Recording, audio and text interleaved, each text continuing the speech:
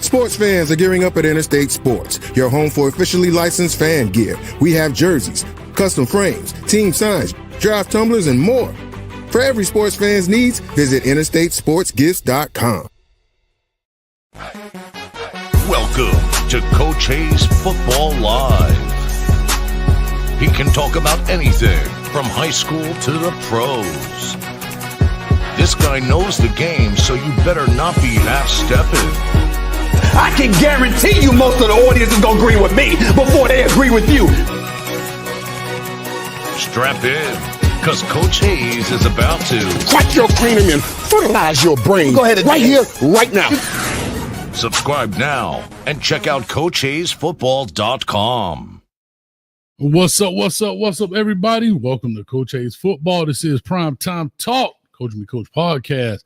What's going on, man? We talking about these Colorado Buffaloes in the building, man. Colorado is going to be taking on Kansas in the Big 12 clash, man. It's a lot going on. The how do I want to say this? The Big 12, the Big 12, the college football ranking show just happened, and Colorado moved up one spot to 16 from 17.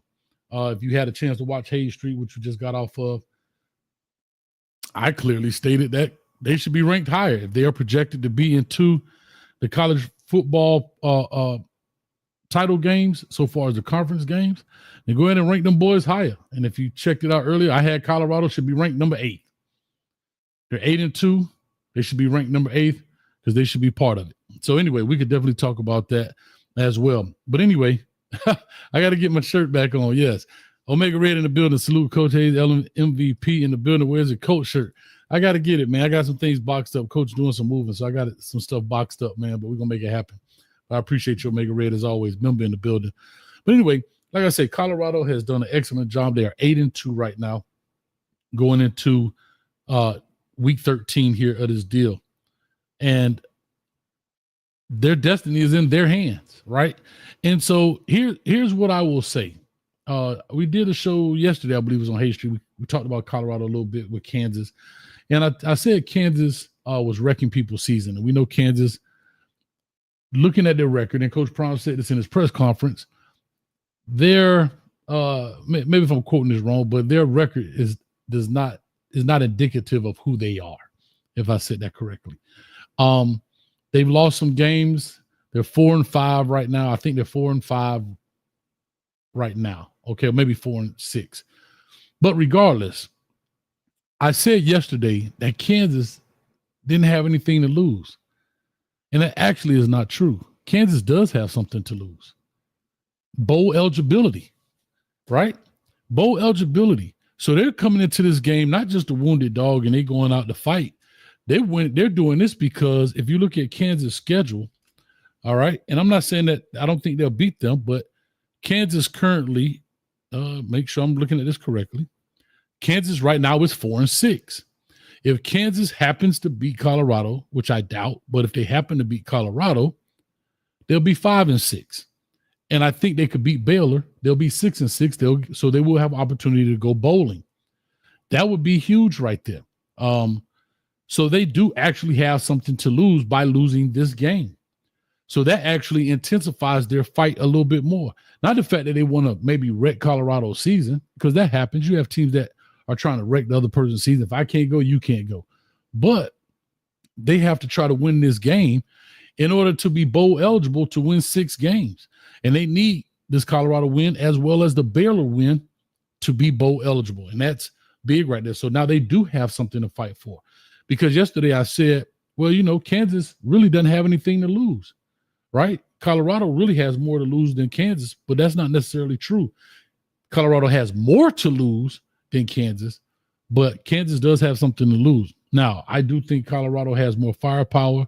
I think they have more continuity going on right now, and they have the momentum. The momentum is rocking right now. in that sense. But when you look at Kansas in their last four games, five actually. They played Arizona State tough, who's ranked 21 now. Arizona, they lost to them by 4 points. They beat Houston 42-14. They lost to Kansas State 29-27. They beat Iowa State, who was undefeated at the time, 45-36. Then they beat undefeated BYU, which actually dropped them out of the top 10 and put them in at 14, 17-13. And so now they'll take on Colorado here on Saturday at Arrowhead Stadium in Kansas, because I believe Kansas Stadium is being renovated and having construction going on. So they played all the whole games away. So like I said, man, I really think it's a lot going on with that, and it'll be very interesting to find out. How am I don't even know. I ain't gonna even respond to that. Shout out to K in the building. What's up with you? So now Hayes is a Kansas stan. You can't make this up. Okay. All right. I love it. So anyway, I'm pointing out the obvious, bro. Maybe some other people won't tell you, but I'm just pointing out the obvious. That's it. But if you don't like it, I just understand. K, call on in and talk to me about it. 862-799-9956. Let's chop it up. Let's see what it's all about. Last show, we had a good time on here. We had my man Rob from Texas. He bet me, I don't know, I had to wear Colorado gear, and I said he'd wear Miami gear. So cool. Shout out to Rob. Hopefully he calls in. But anyhow, long story short, what I will say is Colorado is now, and again, I will say this over and over and over again, it seems to be they have fixed the offensive line and the protection of Shedeur Sanders. And that right there is the biggest factor. Now, I was talking to somebody in regards to the defense, and I brought up, they were bringing up Robert Livingston. And at the beginning of the season, when I made a show, actually, it was titled Robert Livingston, the most important hire on the staff. And I believe that. And Robert Livingston, to this point, has definitely shown or shown his value and what he brings. And when I brought up Robert Livingston, like I said, there was a lot that we did not know. There were a lot of question marks about what he could do, what he was capable of. It wasn't that he couldn't do it. We just didn't know if he could, because this was his first time behind the wheel of the defense so far as being a play caller. And that was very important. And it kind of started off a little rocky at first, right? But he got his sea legs under him, and he fixed it, right? They still play the man. They still play their cover two, the Tampa 2 rather, and cover 2. But I think teaching is important. And you don't have to play a ton of things in order to have a good defense. Long as that defense understands what to do in the defense in which you play, you can do a great job. And I think that's what they really focused and honed on. As you watch them, they don't play a bunch of different defenses. But what they do, they understand it and do it well, right? And so I think that's huge right there. What they do it well, and they do it with a lot of understanding. So they don't have to throw a bunch of different defenses, exotic blitzes and zone blitzes and single man blitzes and stunts, right? They do some stunts here and there. They do some single man blitzes. Silman Craig, I think, has really popped off the tape this season for the Colorado Buffaloes, because he's all over the place. He's at safety. He's at, not linebacker, but blitzing off the edge. He's filling into the run game. He's out there covering man.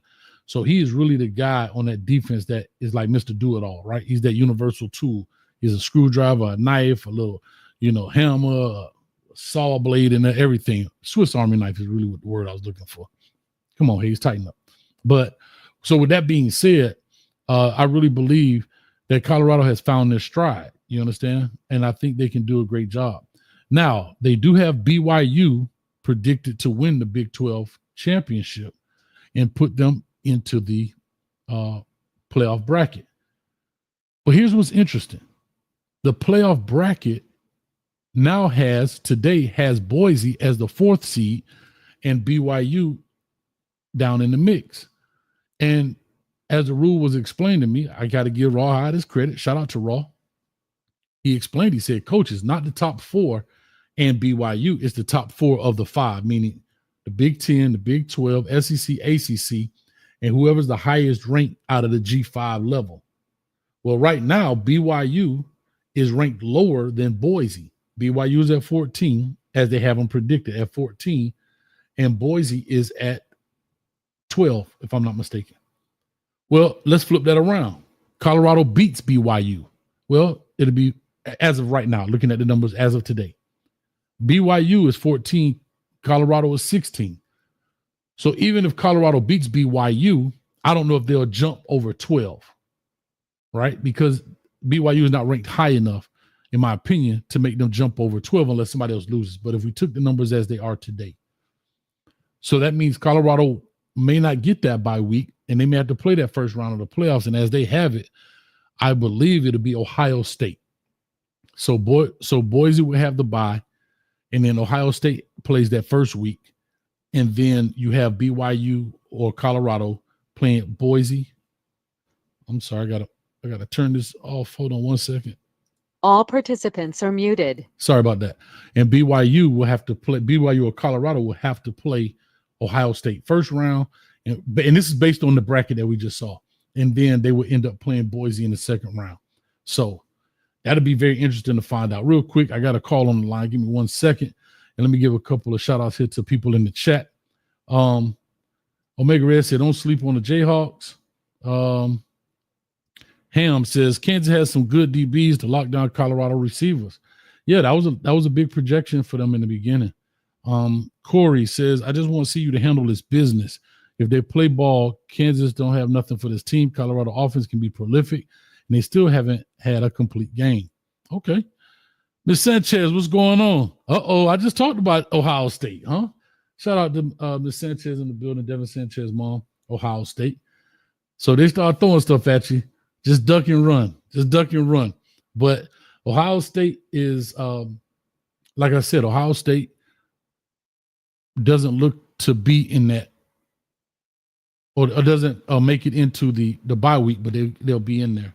So that'll be very interesting. Appreciate you stopping by. Kay says Kansas is good and they aren't a bad team, but the problems that plague them to 4 and 6 will always shows up every game. Yeah, I'll be honest. I haven't watched a Kansas State. I watched the BYU Kansas game, but I have not watched them all season. And like I said, I was just looking at the record and I'm like, God, they bad.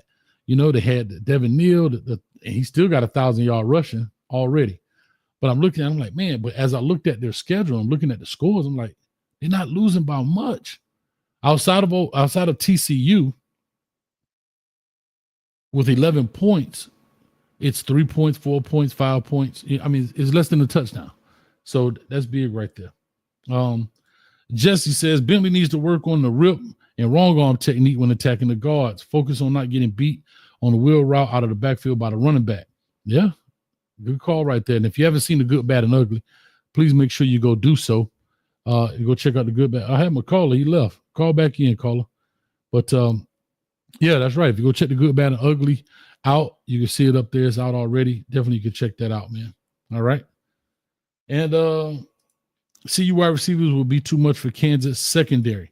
Could be. I mean, LeJontay Wester is doing – he doesn't have the same numbers he had at FAU simply because there are more receivers to get the ball around to, right? And Tom Herman at FAU just got fired. Maybe because LeJontay Wester decided to go to Colorado and they don't have that dude back there anymore. But what I will say about LeJontay Wester is he's doing exactly what he did at FAU. So he is as advertised in the building. All right. And Corey says they dumped the 49 piece on Utah without J5. All right, cool, man. So I've been popping my guns over here for about 15 minutes. I appreciate I got a call on the line 0921. Give me 1 second and we'll rock and roll here. And let's see what's going on. I feel like I'm going to get some hate today, but I'm cool with it. Let's have fun with it. Let's see who this first caller is. Something in my spidey sense. My spidey sense say, huh? And also we got to talk about Travis Hunter, the Heisman. I think he definitely, as of today, should be the Heisman winner. If you had to stop it today, he should be. He has put it together, man. But I got some beef about Ken Ward being number 3 on ESPN. But we'll talk about that. Anyway, first caller of the night, 0921. Caller, talk to me. Give me your name. Where you calling from? So, Coach Hayes, this K. Is this Coach K? Yeah, ha. I hear you, man. What's going on, Coach K? I know that voice anywhere, man. Man, I'm feeling good. I called you a couple weeks ago, when we were sitting at, I think, 5 wins. Okay. And I said, I'd call you back when we get to 8 to see if your tune changes a little bit. Okay. Do you think my tune has changed? Do you think my tune? Hold on, real quick. Do you think my tune has changed? No. I don't think necessarily it's changed to the point where but I also feel like there's still some doubt. I don't know. I don't know how it could be doubt. I say this as well. If you say my tune hasn't changed, then I think that's a good thing. But there was always doubt. You always doubted us, right? Even a couple weeks back. But doubted you how? Of course, yes, I did. And the doubt was because there were so many unknowns. See, one thing I love about this, Coach K, and I understand how this works, is that two things can happen. It's a 50-50 bet, right? You're either going to be right or you're going to be wrong in these deals, right? It's either you're right or you're wrong. So this year, I said 6-6. Right now, they're 8-2. Excellent. And I've always said I wish them the best. But because I had so many question marks about Robert Livingston, and you tell me if I'm fair or not with saying this. Did you know? And I hope you'll be fair with this. And I have to take your word. Whatever you say, I'll take your word for it. But did you truly know what Robert Livingston could do as a defensive coordinator? No. He's been a godsend. Okay, hold on. No, you didn't. No, you didn't. Right. So that was a question mark for me. And I think you remember that show where I said Robert Livingston is the most important hire on this staff. Is that correct? Do you remember that? Yep. Okay. Yep. So that was a question mark I had, right? I didn't have an answer either way. Okay. The second thing we had was how would this O-line hold up this year compared to what they did previously, even though they changed it? And when you saw the very first 4 games, did it or did it not look very similar? Would you agree with that or disagree? I disagree. Okay. So 23 sacks, 24 sacks. Somewhere. I mean, he was at like 18 or 19 sacks in the first 4 games. Yeah, but the problem is, and probably some people know what I'm talking about when I say this year, a lot of his sacks seems to be because he is either, rolling into pressure or he's holding on to the ball too long. Last year, as it pertained, it was just he was getting mauled from all sides. Okay. So there's a difference. If you just look at the stats are going to say something. You watch him play, you're going to see a whole different thing and be like, hold on. He was sacked 3 times, but it looked like they were all on. You know what I mean? Okay. So the stats are but that was also a concern last year of him, right? Holding the ball too long. Am I correct? Is that fair? Bro, it was out of 50 sacks, how many would you say was the offensive line's fault versus him holding the ball too long? You had to. Whoa, it got to be over 75%. Over 75%. It was just nothing you could do. Some of those, it was bad. Okay. All right. So 75% of those sacks. Okay, that's fair. This year it's been apparent. This year it's been I forgot which game it was. I think a couple games ago. He's taking sacks where it's bad. Like now, as it pertains to now, where the O-line, it looks a little bad on them, but he's taking sacks now that I wouldn't necessarily count on the O-line. And I'm not sure how much you use PFF, but PFF also agrees where they could list certain sacks as one that falls on the QB or one that falls on the O-line. Okay, I've never been on PFF, so I don't know how it works.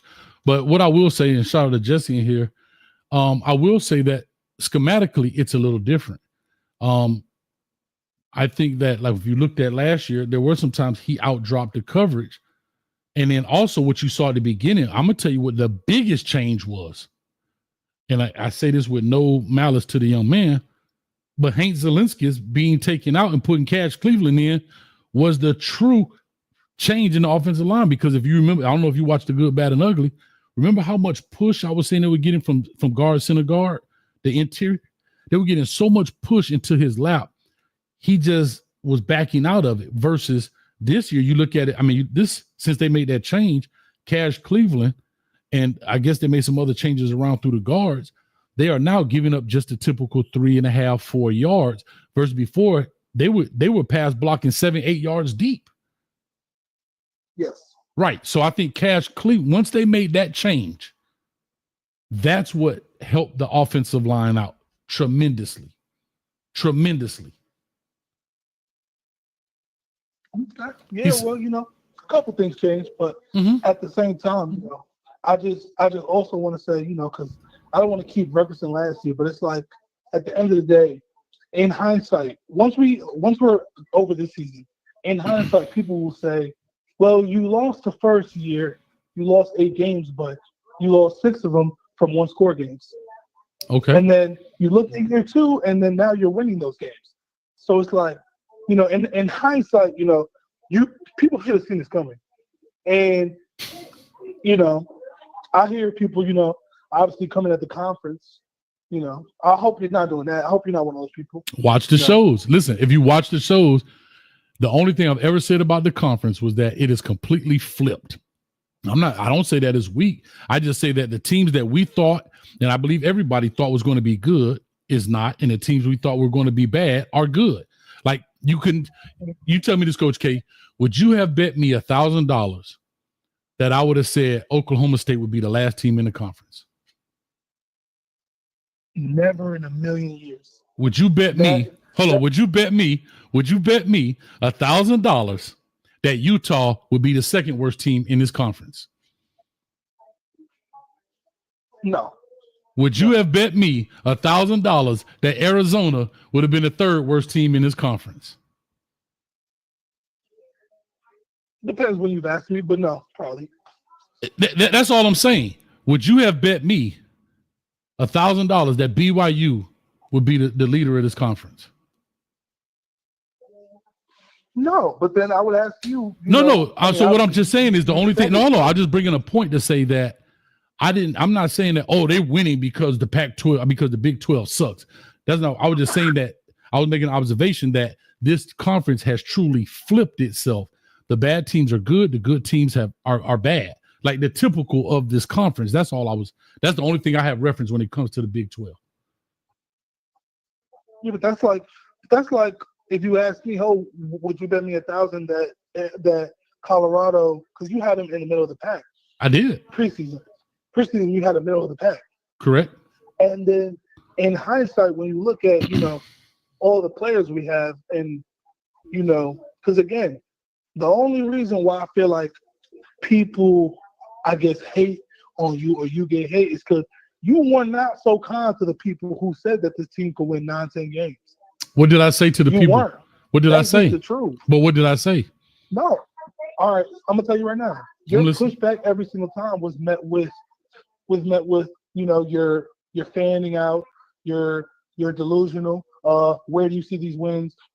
Where are you?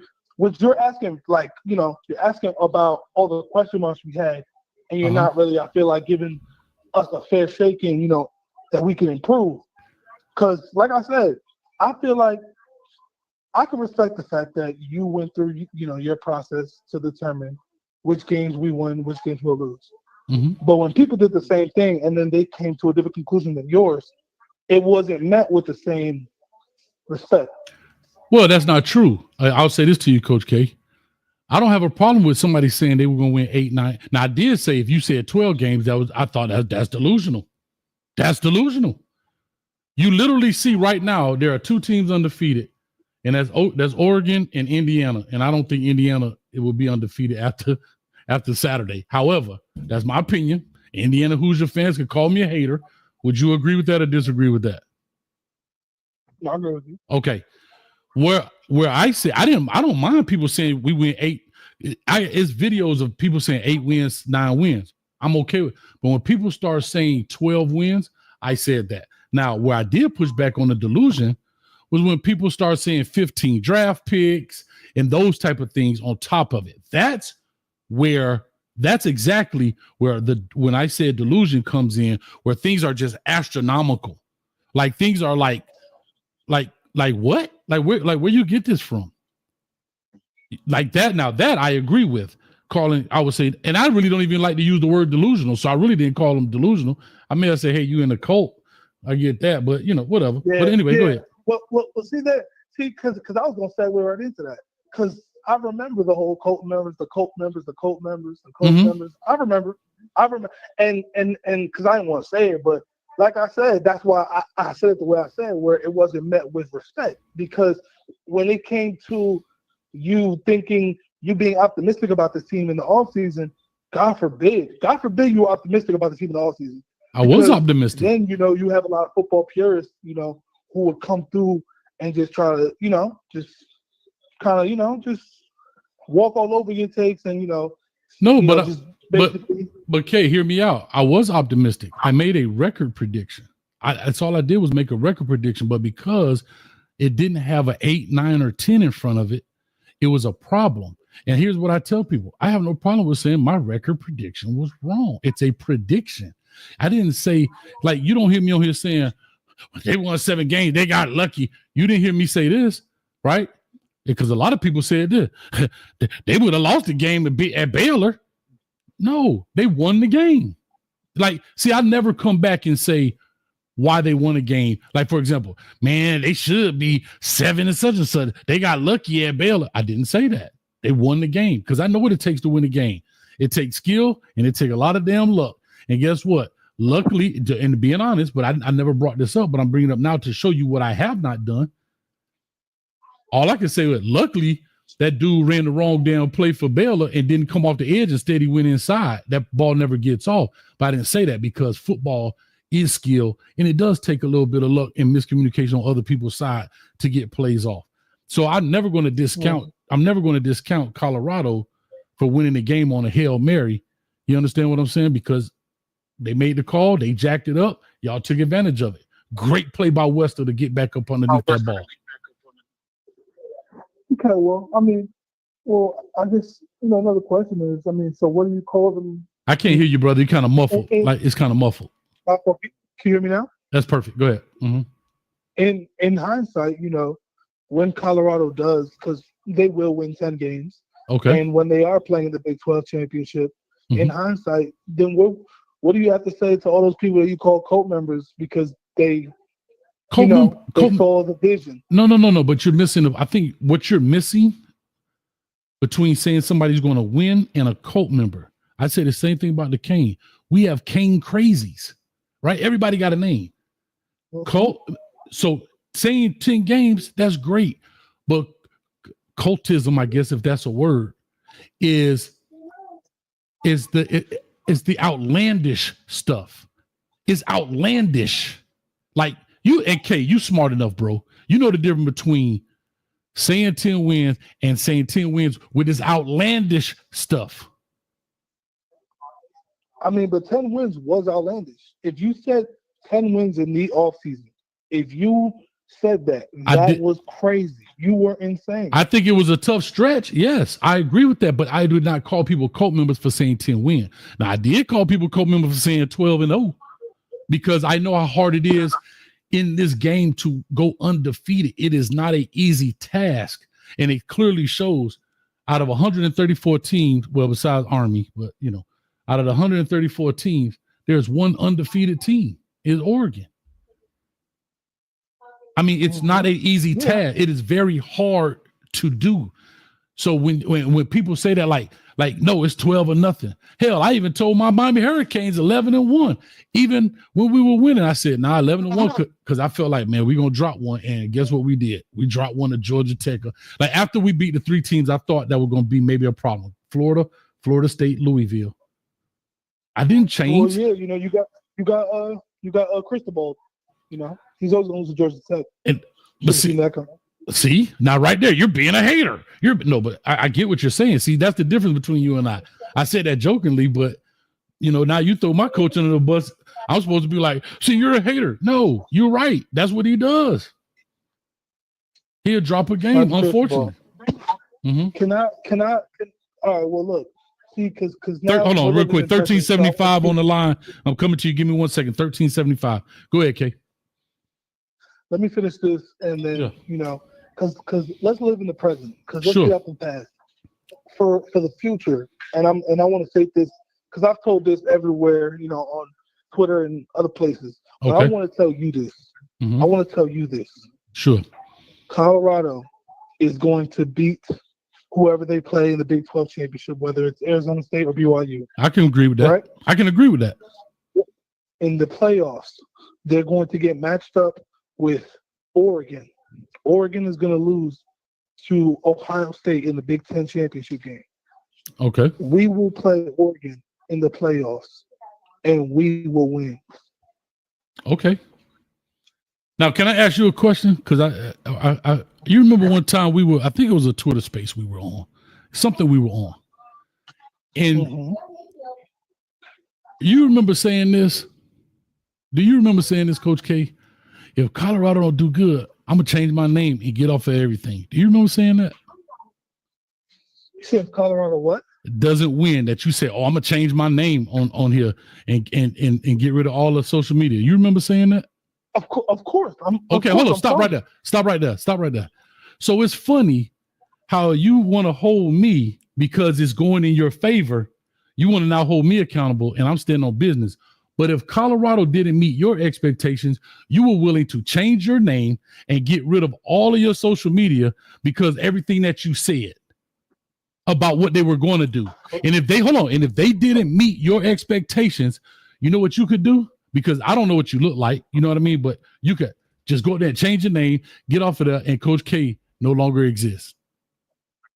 But I can't do that because what I'm trying to tell you is it's funny though how, and I'm just using you as an example, how people, and I'll just say like yourself, could call in and hold me accountable because I decided to create a platform here and put what I have to say and not just blow smoke and just give my honest opinion. But now it's, oh, Coach Hayes, you have doubt, you have haters. But you had doubt because guess what you said? I'm gonna get rid of my name and close my social media if they don't do what I expect them to do. That's amazing, though, isn't it? One last thing to say about that. I have one last thing to say about that, Coach Hayes. I'm listening. I'll leave you with this. All right, brother. Talk to me, Coach K. I guess we'll never know. I hear you. But we do know because you said that's what you would do. Oh, he hung up. But again, real quick, 1375, I'm coming to you. Give me 1 second. I'm just saying, I love how people call. And I told you, I'm wrong. I said 6-6, but I also said I wish them the best. But this guy came on here, Coach K just came on here, and he tried to hold Coach feet to the fire. But he was the same one, and he agreed that he said this and would do this, was that if Colorado didn't meet his expectations of 9 wins, he was going to change his name on Twitter and get rid of his social media and all that stuff because they didn't meet his expectation. But I have doubt. Come on, guys. Come on, y'all stop it. All right, 1375 on the line. Call or talk to us. Give us your name, where you're calling from. What's your thoughts about the Colorado Buffaloes? 1375 going once. Wake up. Is this thing on? Can you hear me? Can you hear me, Coach Hayes? I got you. I had to slap you around. Nah, you good, man. Who are we speaking to? Yeah, this is Warren from Showdown. Warren, what's up with you, brother? Yeah, Warren G. Hey, you know what it is. You know what it is, Warren. I'm not going to talk about what you said in the past. Okay. Only the fact that I did have them going 10-2. I ain't even told you who team we were going to lose to, but the way things panned out, Kansas and Oklahoma State is not really playing as well as I thought they would play. Exactly. And the only reason I had them 2 losses is because I figured that our team, they would have a lot of film on us. Okay. And so they would, and plus their programs that have been really established and have good coaches behind them. Okay. Not knowing their players, not knowing anything of that, but I'm gonna move forward. So real quick, Warren, I'm sorry. Warren, real quick. I don't want to be clear. So you said 10-2, and the 2 losses was Kansas and Oklahoma State? At the beginning, yeah. Right. Okay. And again, like you just said, well documented that I went that route. That's fair. And you just said, I think we had some. Yeah, but hold on. But you okay, hit me. Okay. But you just said those two schools, and then you also said because they're not playing as well as you thought, right? right. I mean, at the beginning, again, Yeah. I said at the beginning, I had them going 10-2, right? And the only reason that I had them losing those two games is because there was going to be a lot more film on us, and because of that program that has traditionally been, they have been names that you can't just overlook. Right. That's but fair. I figured we was gonna win the first 10. Okay. Wrong about Nebraska, and I was wrong about Kansas State. But I know that I know that I have to finish out 10-2. I know I got 2 more games. Mm-hmm. Yeah, I got 2 more games: Kansas and Oklahoma State. However, I'm not going to even dibble dabble in that. Okay. You made mention about BYU as though they're predicted to win the Big 12. According to ESPN. That's not what. According to ESPN. I think that's what you said. Okay, I'm sorry. Go ahead, Coach Hayes. I don't want to cut you off. No, I was just saying, according to ESPN, they have them predicted to win the Big 12 because you see where they put them in the bracket. That's not my prediction. I think Colorado beats BYU. That's just the AP and the CF something polls for where they ranked at this particular time. I never heard. Well, I listened to ESPN's pundits saying that a lot of them are saying that they're a lot better than BYU. So Colorado should come out of that Big 12, provided that we win all our games. Correct. We don't need help, right? But BYU, I don't know if you paid attention to BYU's games, but I have, and I've been going through their games, and compared to what we have and the things that we're doing, is a lot better than their teams. The fact that we can make adjustments on defense by the half, right? Okay. We go into the half and make adjustments, but now we're making adjustments by quarters. Okay. So if we're getting beat eventually in that quarter or a little bit, and maybe in the second quarter, we'll make some adjustments, and then we shut it all down on defense. Okay. Another thing, and so I disagree with you about BYU. Well, let me stop you there, Warren. You may be Warren. right in the fact that we may end up being the 5th seed because of Boise State. That's a possibility. Absolutely right. But I think the politics is going to put us in that 4th seed. And the reason I say the politics will put us in that 4th seed, and then I'm going to shut up and let you respond. Okay. Is because of the money factor that we bring to the table and to the networks. I'm leaving alone at that. I'm going to let you ride with it. Okay. So first of all, just to tell you, the college football ranking show that happens on ESPN, we did it today at 7:00. I didn't say BYU. I'm saying people are projecting that BYU is going to win the conference championship. And you could tell by looking at the college football playoff bracket. So it's not me saying BYU. Oh, that's right. They did do the brackets today, didn't they? Yes. I missed that part of it. You're right. So the bracket. Forgive me, because I didn't see that. I didn't see the, I forget that they do. They come on ESPN at 7:00 on every Tuesday. I just looked at I went to Google and looked at the stuff. I'm sorry. Yeah, so you looked at the ranking. You're probably right. They probably did say that did. Yeah, the ranking is different, but the bracket is based on the conference championship winners. And because they have BYU in the bracket and Colorado is not on that bracket, they're saying that BYU will beat them, right? And so that's the difference. Like I said, I think Colorado wins out, and I think that BYU loses in the conference championship in Dallas. It's just my opinion. But the question is, now back to your point about politics, currently this bracket, and I'm trying to find it so I can put it up on the screen so maybe you got a chance to see it. But this bracket has now has Boise ahead of the Big 12. So they will get the 4th seed, and Colorado would have to play, or BYU would have to play in the first round. And what they have projected is BYU/Colorado, I just put it at that, will be playing Ohio State in the first round. Whoever wins that will play Boise in the second round. That's what they have so far as ESPN. As it is now. As it is today. Once you get to that Big 12, right? Let's just say that Big 12, and the outcome comes that we win that Big 12, right? Mm-hmm. They're gonna Uh-oh.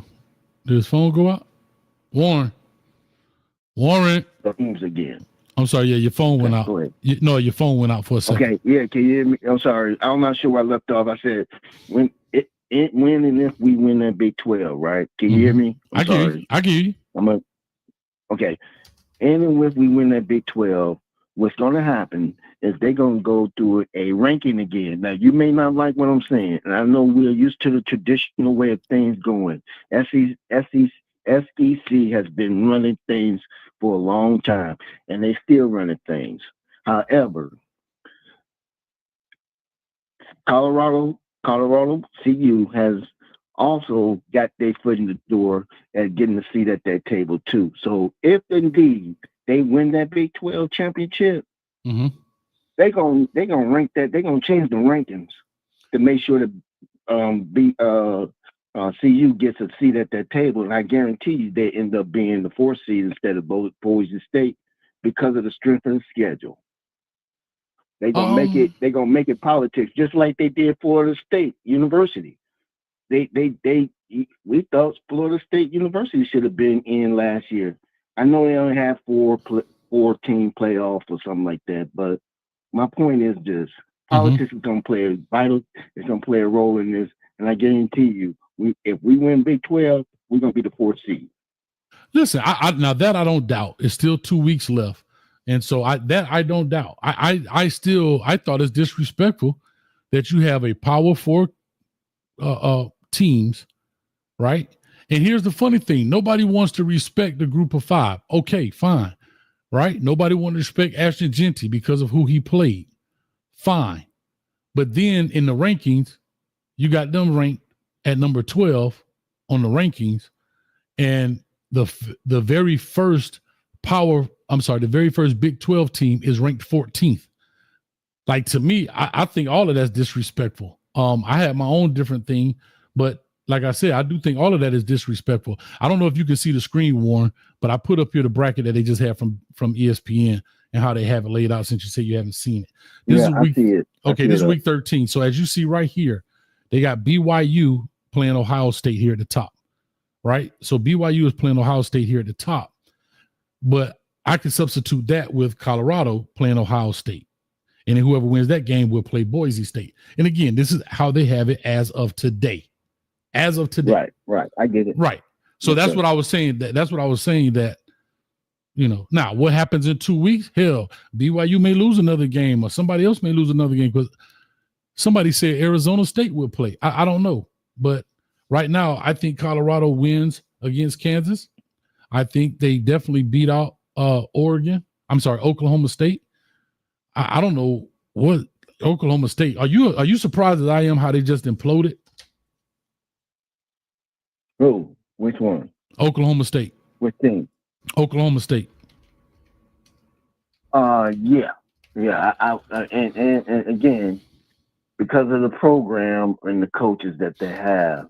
However, I think what's showing up on our side of things is our depth, and that fact that we got players, we can substitute players and not have a fall off.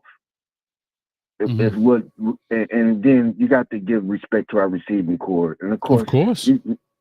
I think our quarterback.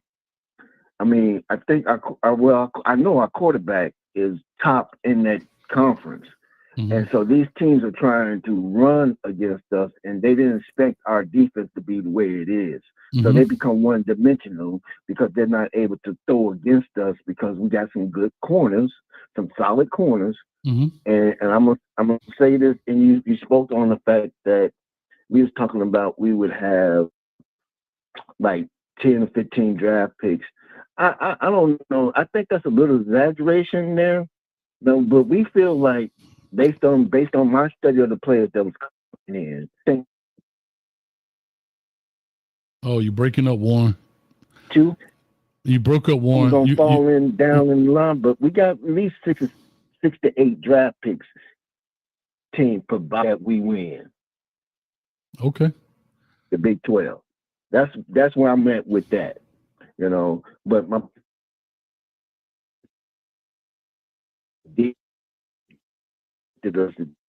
Warren, your phone breaking up bad, buddy. I don't know why it's breaking up, but it's breaking up bad. Black Butterfly, what's up? You breaking up? Can you hear me, Warren?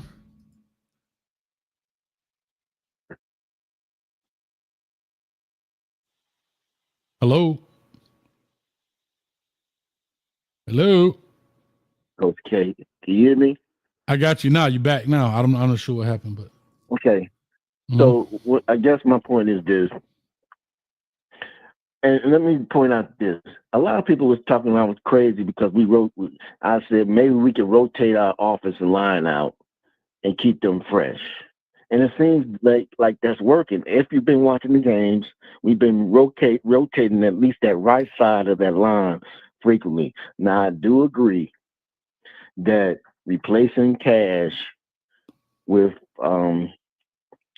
what's her name was a big major move. However, out of those 6 games, because he only started 2 games. Cash Cleveland only started 2 games. Out of those 6 games, we still was able to come out with some wins. We lost 2, so we was 4-2 at that time before we. 4-2, and then we won 2 more games with Class Cleveland starting. So yeah, that would make us 8-2. And it looks different, doesn't it? I'm just adding you can't just say that he was the whole corporate. I think it's a combination of things, but we're playing a lot better ball. We got a team, and I'm gonna say this: we going to the Natty. That's my prediction now. I'm going on a limb on that one.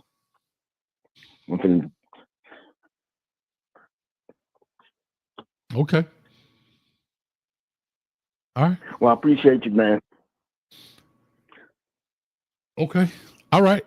I appreciate it, Warren, man. All right, brother. All right. All right, man. That was Warren G in the building, man. He said the Buffalo's going to the Natty. All right, there it is. Hey, listen. I'm with you. So, like I said, you can call on in 862-799-9956. Call on in. We could definitely chop it up. We could definitely talk about it. We got another caller. All right. Give me 1 second, 4507. I do want to make a quick commercial break for InterstateSportsGifts.com, who's the sponsor of the show. Check out Interstate Sports Gifts. That's with an S.com for all of your sports memorabilia needs. You can check them out. You'll see their tag roll right up here. It'll rotate through. Like I said, if it's something on the show, it's something on the website, that you don't see, call him on the phone. His name is Trevor. All the information is in the description. Trust me, cool dude. He got you. If you can't find it, get a description. He'll try to find it for you. They have everything. Like I say, they got signed helmets. They have trading cards. They got rugs. They got stuff for you to put in your man cave. They got lights. They got everything you need. Go check it out. It's all good. And as you can see in the commercial, it's a huge store. And if you're on I-95, if you're traveling down 95 and you're going through the Savannah area, go check them out. I think it's called Tanger Pool Outlets. Tell them Coach Hayes sent you. He might have a little something to give you off, if you understand what I'm saying. Tell them Coach Hayes sent you. All right, let me get to the next caller. 4507 on the line. Caller, talk to us. Give us your name, where you're calling from, what's your thoughts about these Buffaloes. Yeah, my name is William, man. William, I live outside of Atlanta, but Norcross, Georgia. All right, William, talk to me. Yes, sir. Hey, man, I just first of all want to appreciate you. Tell you, I appreciate you. I know I speak for a lot of people, Coach. Thank you. You know what I'm saying, for getting this platform going, man, and everything. Because, you're able to listen to a lot of different views. Some of it, you agree with, some of it you don't. That's the beauty, man, of your talk show, your podcast, man. Thank you. And the thing that I just like to stress, man, is that, football is back. For a long time, I felt like it was dropping off. I felt like it was dropping off a little bit, man. Like the NFL, it dropped off to me, whereas really my interest is kind of fading away with the NFL. Right. But now, being that Colorado has done what it did, man, by bringing Dion in, he's doing what he's due. And he literally turned that team around, where all the pundits said it was impossible to use the portal. So it's so many different links to this chain, man, that's being proven to be, to be right. You're a coach yourself, it take a strategic and specific way of doing it to bring all of these guys together, man, and make them actually believe that it could be done, man, by playing they ball the first time. So I just wanted to come in and just holler at you this, before I lay you down, man, and let you know, that I appreciate you, bro, and everything like that, man. Despite, it's just everybody what they feel. And I started the season off by saying, hey, we going to the Natty, because, hey, I'm a comforting brother, Sure. But, what I'm saying? But it takes a lot of work to get there. We know it, man. I just want to call and tell you kudos to you, brother. I appreciate you. I appreciate you, man. I thank you for those words, man. Like I said, a lot of people don't realize it ain't easy. You know what I mean? Especially if you don't do this full time, if you're working in this, it's like 2 full-time jobs to get this stuff going. So I do appreciate that, and I appreciate you making that observation, man. And like you say, you come up here, you give your opinion and so forth and so on. And I get it. You know what I mean? And here's the biggest thing. I tell people this all the time. You come on here, and when I mean as me, I come on here, we show our faces out here, right? Everybody else could type in these chats. They got avatars and this, that, and the other. Nobody knows who they are. So they just hide behind the keyboard, right? And like I was telling Coach K earlier, he came on, and I get it. I'm all cool with the banter. But when he came on, he wanted like, I told you so. But he also, like I said, was the same one to say what? Well, if we don't do what we're supposed to do, I'll cancel. I'm going to change my name and cancel all my social media. Well, I don't put too much time in here to do that. I'm going to stand on business, as they say. And we're going to fight through the storm, if that makes sense. You get what I'm saying? Yeah. What you're doing is having an early Thanksgiving dinner after the dinner conversation between the uncles, the cousins, and everybody else, man. That's all this here. That's why I'm laughing. It's fun, man. Because when it boiled down to it, man. When it boiled down to it, we all love the game. Yes, sir. And here's where we can just bring out an opinion, man. And I'd be laughing because, like I say, some of it I agree with, some of it I don't, man. But like I said, it's my opinion about football, man. And everything like that. But like I said, the greatest thing that we need to honor right now, to me personally, is that we never had a platform as brothers, man, to really just get out there and do it, man. I just want to welcome you and thank you for the fact that we're able to get on here on the phone call and late at night time and get all of this energy off our chest, brother, before we lay down, man. Yes, sir. Yes, sir. So it's all about that, but Coach, man, I appreciate you, bro. I listen to you every day, all the time when you're up, man. I appreciate you so much, bro. I thank you for that, man. I appreciate you, William. And like I said, we're going to get on to the next call. I got 1247 on the line. Yes, all right. Thank you, man. Appreciate it, man. God bless. All right, man. Yes, sir. We got 1247 on the line. Call or talk to us. Give us your name, where you're calling from. What's up, Coach? My name's Cedric. All right. I was on before a little while back. Okay. What's up, Cedric? Enjoy your content, you know what I mean? Thank you, man. I'm a young cat, little young young buck, huh? Boy, so, okay. Yeah. So, Sco Buffs. I just want to set the record straight on that. But my take is so that bracket you show, is that the latest one? Because I know I'm trying to find the latest bracket. It just came up. It just came out today. Week 13, 12-team college football playoff bracket projection. Yes, so it just came out today. This is what they're looking at. So for the bracket. BYU dropped the 12. That sucks. No. That's not how that works. Do we not get the bye week? Okay, so no. Here's what happens. There's a bracket and then there's a ranking. All right, and I don't know. Can you see the TV right now? Yeah. I can see that. Okay, so let me get the ranking up, and then let me get the bracket up. So 12 is because that's what they are in the bracket, but they're actually ranked at. I think they're actually ranked at 14. I may be wrong. That's what I seen before. But I was trying to figure out will they have the bye week? Because I know it was No. originally they was in that second bracket, Mm-hmm. and they will have a bye week. And if Colorado beat them, they will automatically get the bye week. But if they lost and dropped down and Colorado beat them, that means Colorado could potentially not get the bye week, or would that work differently after the projections? Okay, yeah, of course. They do this every week. Next Tuesday, they're gonna redo this bracket again. But as of today, if everything was to be today, the reason BYU moved out of that bye week was because the rule states the top 4 highest ranked conferences, and because Boise is ranked 12 and BYU is ranked 14, they would get the bye week, and Boise, or whoever wins between Boise and Colorado, they have projected BYU and Colorado, they have projected BYU beating Colorado. Therefore, they fall to 12. That's where Boise was in the previous weeks. Remember, Boise was down there at the first round? Correct. Right. Correct. So the reason that has flipped was because Boise is ranked higher than BYU. Since BYU lost to a non-ranked team. Right. Okay. Right. And they dropped right. 8 spots, I believe. I believe they dropped 8 spots. Yeah, I seen that. I didn't really want them to lose, so but they lost. With that being said, what do you think about the trifecta? I know Rob was talking about, Rob. he probably gonna call in this week. I hope he does. Again, talking. What do you think about the trifecta? Coach of the Year, Heisman, and then what's that one for the QB? I don't know the name of that. Biletnikoff. Was it Biletnikoff? But Biletnikoff. Yeah, that's it. Yeah, that's it. Here's why I know we was talking about. I know. Go ahead. No, I was just saying I don't have a problem with it. Like I said, I don't have. No, a problem. I know you don't. I know you had other coaches higher on the Coach of the Year. Here's my take on why I will give it to Deion. And let me set the foundation to be fair.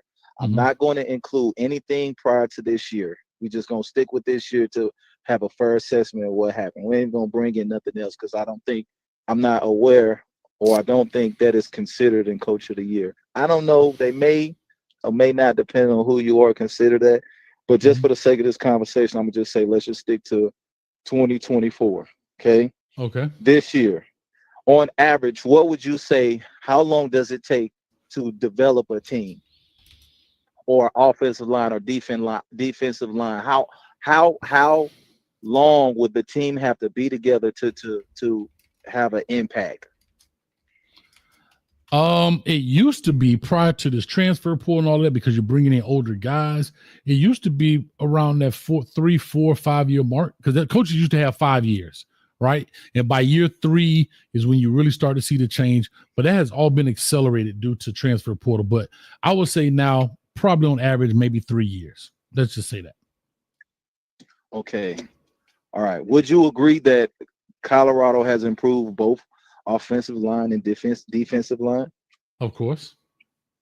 Okay. Now, let's deal with the wide receiver, right? Even with injuries, Jimmy Horn being out, Omarion Miller being out, even when Travis was out, wide receiver room was still effective. Would you not agree on that part? Agreed.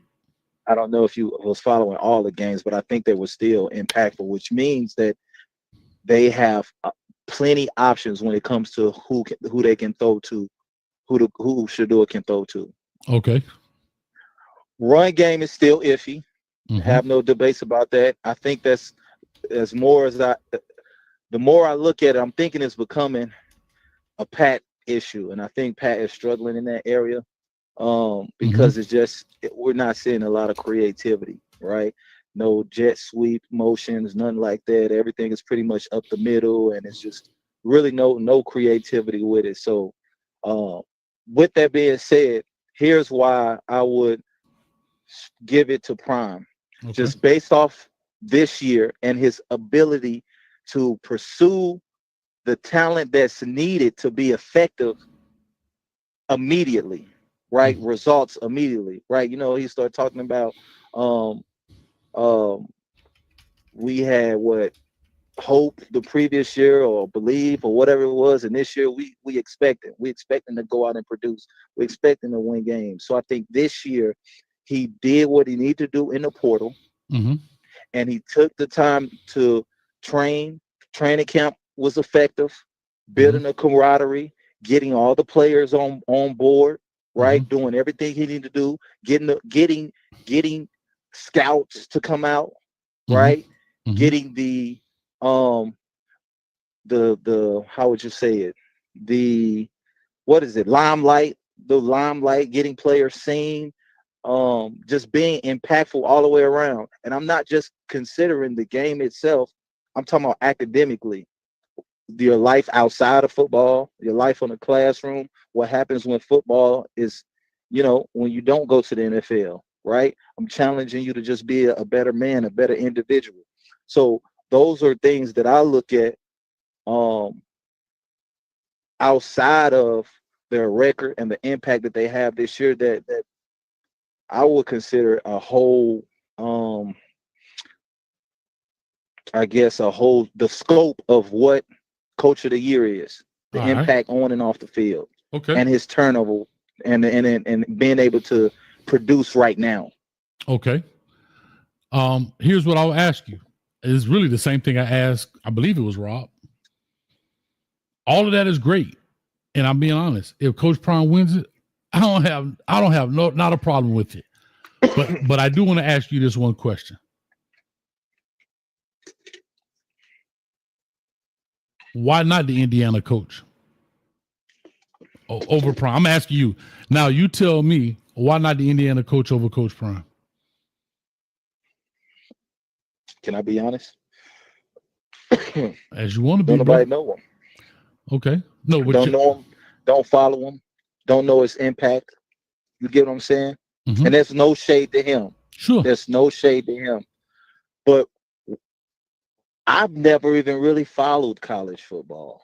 Mm-hmm. I come from a city, St. Louis, Missouri, where we had the Rams who ditched us. We had the Rams. Then I moved to Alabama. So we had the Rams. I followed NFL.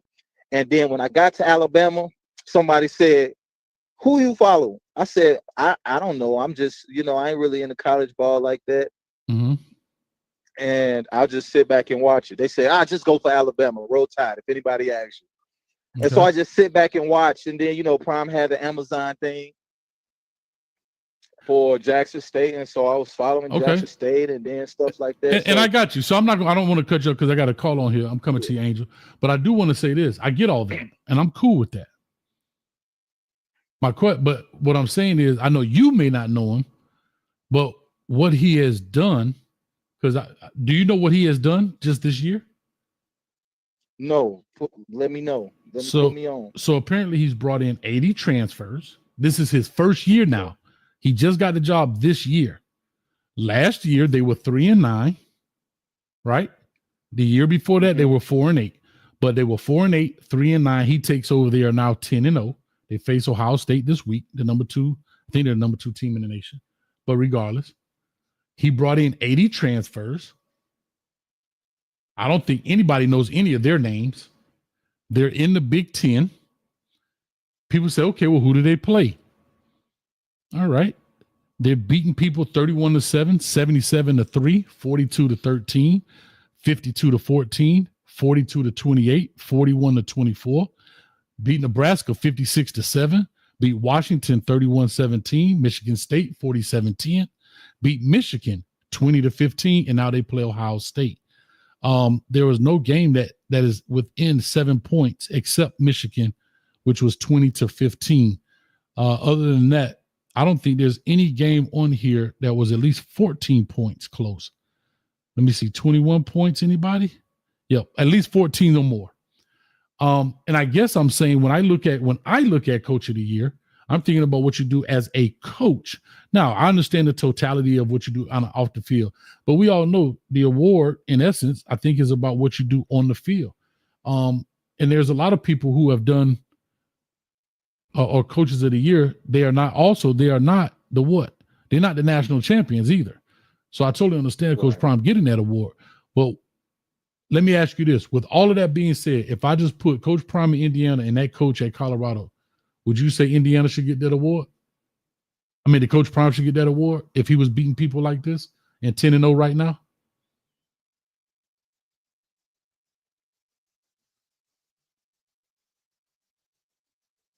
Just right now.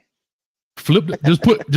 Just put Coach Prime Yeah, in the Indiana outfit and he has that record. He brought in 80 players.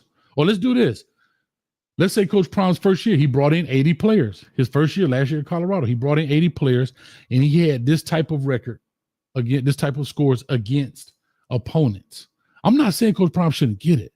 If this dude didn't exist, your argument is so valid. It's yes. 10-0, yes. When do they stop taking Coach of the Year votes? I don't. Is it the whole year? Is it after? I don't know I don't know when they stop. I don't know if it's regular season. I'm not sure. I'll be wrong. I'll be lying to you if I can come up. If we're doing it right now, yes, Kurt. Let's go with Kurt. Yeah. Let's continue to view the season and see how it works. Mm-hmm. Let's see if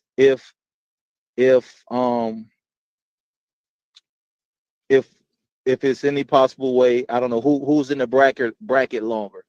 Is Colorado going to make into the playoffs? Fair. If they make it in the playoffs, or are they going to be in there longer than Indiana? And then we can look at Coach of the Year. And that is super fair. That is beyond fair. Now that's fair. But I'm just saying, I just think to shoe him in for it right now, I just don't look at it being fair. I'm not saying he shouldn't get it. I'm not saying he should get it. I don't know. But if I had to look at it today, I look at this gentleman that's 10-0 with a 3-9 team from last year, the 4-8 before that. And let's be real, nobody watching Indiana football. They're probably still not watching it now. However, they are what they are. Now, when they play Ohio State, let's say they do get spanked. That is the number 2 team in the nation. That'll be their first and probably only loss. Because after that, they play Purdue. So they're kind of projected to be 11-1. And their only loss is to the number 2 team in the country. And it has been the top team probably in the past decade. Shit, since 2000s, they beat Miami. They've been always a recognizable team. But anyhow, man, I appreciate you, man. Like I said, I don't hate to let you go. I don't have a problem talking. No, but when it start backing up, I got to let people roll. Oh, yeah. Take it easy. All right. Thanks, brother. Good call right there, man. Great call. All right. I got my man Angel in the building. Angel, talk to me, man. What's up with you? Member in the building? That's good. Hey, that's a good point you brought up. I didn't know the Indiana coach jumped in the portal and snatched 80 jokers out of there and turned that whole season around. That's pretty legit. Had you not said that, I would have been like, yeah, give it to Prime, but yeah, that's going to be tough. I think Coach Norvell need to take some notes how to get people out of the portal that have ended up 1-9. Okay. So talk to me, man. What's your anyway, thoughts? I just want to say hello to all my bandwagon fanboys and girls in the chat. Hello. Everybody here is a bandwagon Colorado fan. Because had it not been for Prime being there, nobody would be following this team. I just want to get that out. That being said, I deserve a slap, Coach, because I was talking hella trash in the chat. A few weeks down the road, I was saying they were going to go 4-8, and once they started losing games, I kind of just I was like that Homer dude. He was in the bushes hiding, right? Mm-hmm. Like, oh man, this is nuts. Now they winning. Now I'm like, all right, let me see what's going on. And Miami had the bye, so I actually watched the game against Utah. And that was a solid game, solid ass when they gave Utah. And I was like, okay. They'll definitely, if they continue their path, they'll be in that top 4 ranking because I don't think BYU has a chance. But there's 3 games left, so, they got to focus on that 1-0 mentality. Mm-hmm. That's one. If you got a rebuttal on that. No, you're right. No? Okay, that's one. And then my other thing I wanted to brag about, man, they disrespecting our boy Cam Ward. That's a lot of disrespect. And I get Travis Hunter, he's a great player. I'm not going to take nothing away from him. He's great. But if we look at the stats, okay, he's not the best receiver. He's a great receiver. He's not the best receiver. Mm-hmm. And he's not the best defensive player. Hell, I don't even think he's in the top 25. According to ESPN, out of everybody right now, he's not in the top 25. And you can look this up yourself. So everybody in the chat, y'all want to come at me, do your research. Yes, he can play both ways, which I feel like that's really the only reason they're giving this. They want to give him the Heisman is because he can play both ways, right? Which my personal opinion, I feel like it shouldn't be that way. But in the world of who we're going to hype up, I feel like they're hyping him up just because of that. Genty, on the other hand, he's putting numbers down. I think he's probably 800 yards away from breaking Barry Sanders' record, which I don't think he's going to do it. There's only 3 games left for him to do so in the regular season. But, I mean, come on, man. So here's what I'll say. Here's the only thing I'll say to that, Angel, is I actually have Travis Hunter leading the Heisman right now. And I have it because it goes to the best football player, right? See, I'm a person that maybe I'm, like I said, I'm very black and white. I believe in doing things for what they state they're doing, right? If the Heisman is for the best football player, then that's how I'm looking at it. Like Coach of the Year is for the best Coach of the Year of what they've done. So what I'm saying to you is, if I look at Travis Hunter, no, he may not be the best statistically on the board when it comes to wide receiver. I get it. He's like 911 yards, something like that. But he's put up 911 yards. And granted, he's played on the other side of the ball, right? As well. Right. And he's put up numbers there as well. But he's at 911 yards. We're talking about, let me see, top wide receivers in college. Bro, he's 14th. He's 14th. 14th, bro, 14th. And we're talking about there's no muscle fatigue. Right. We're talking about body fatigue, all of that kind of stuff. If he's 14th at 911, let's really look at the difference in numbers, right? If Travis Hunter, right, in receiving yards, he's 14th, right? He's 14 yards short of being 13. Like the number between, he's less than 100 yards from being 14th and 6th under Jack Beck, who's 982. I'm sorry, Trey Harris from Arizona, from Ole Miss at 987. So he's less than 100-yard difference between those two before making the 1,000-yard club. And when he makes it, he wins ball games, right? So it's not just the numbers, it's the kind of catches he's making. He's going up between the two. He's keeping the chains alive. He's got the interception where he took it back. That changed the momentum of the game. There's a lot of things that's happening as a player, in my opinion, that gives that to him. Now, Cam Ward, I love him to death. You know that. I get it. But right now, I think it's just them two. I don't think Dylan Gabriel should be in this, but for whatever reason, I think they need 4. But for me, I think that's the difference. Is he statistically higher than everybody? No. But if you take a culmination of all of that, including the playing of both ways and being effective both ways,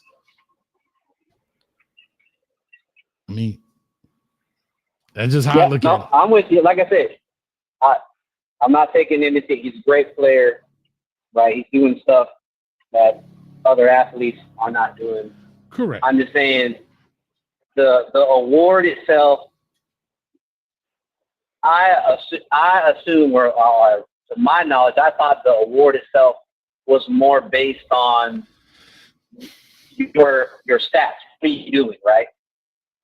Not more based on height. Does that make sense? Yes, but I mean, you get what I mean? Yeah. No, I get what you're saying. And I'm not taking nothing away from him, because I mean, the dude is solid. I mean, hell, if we could get him, I'd love him to be on Miami's team. So I'm not taking nothing away from what he's doing. Right? Correct. Overall, he's a great player. Do I think he's the best player? No. Right.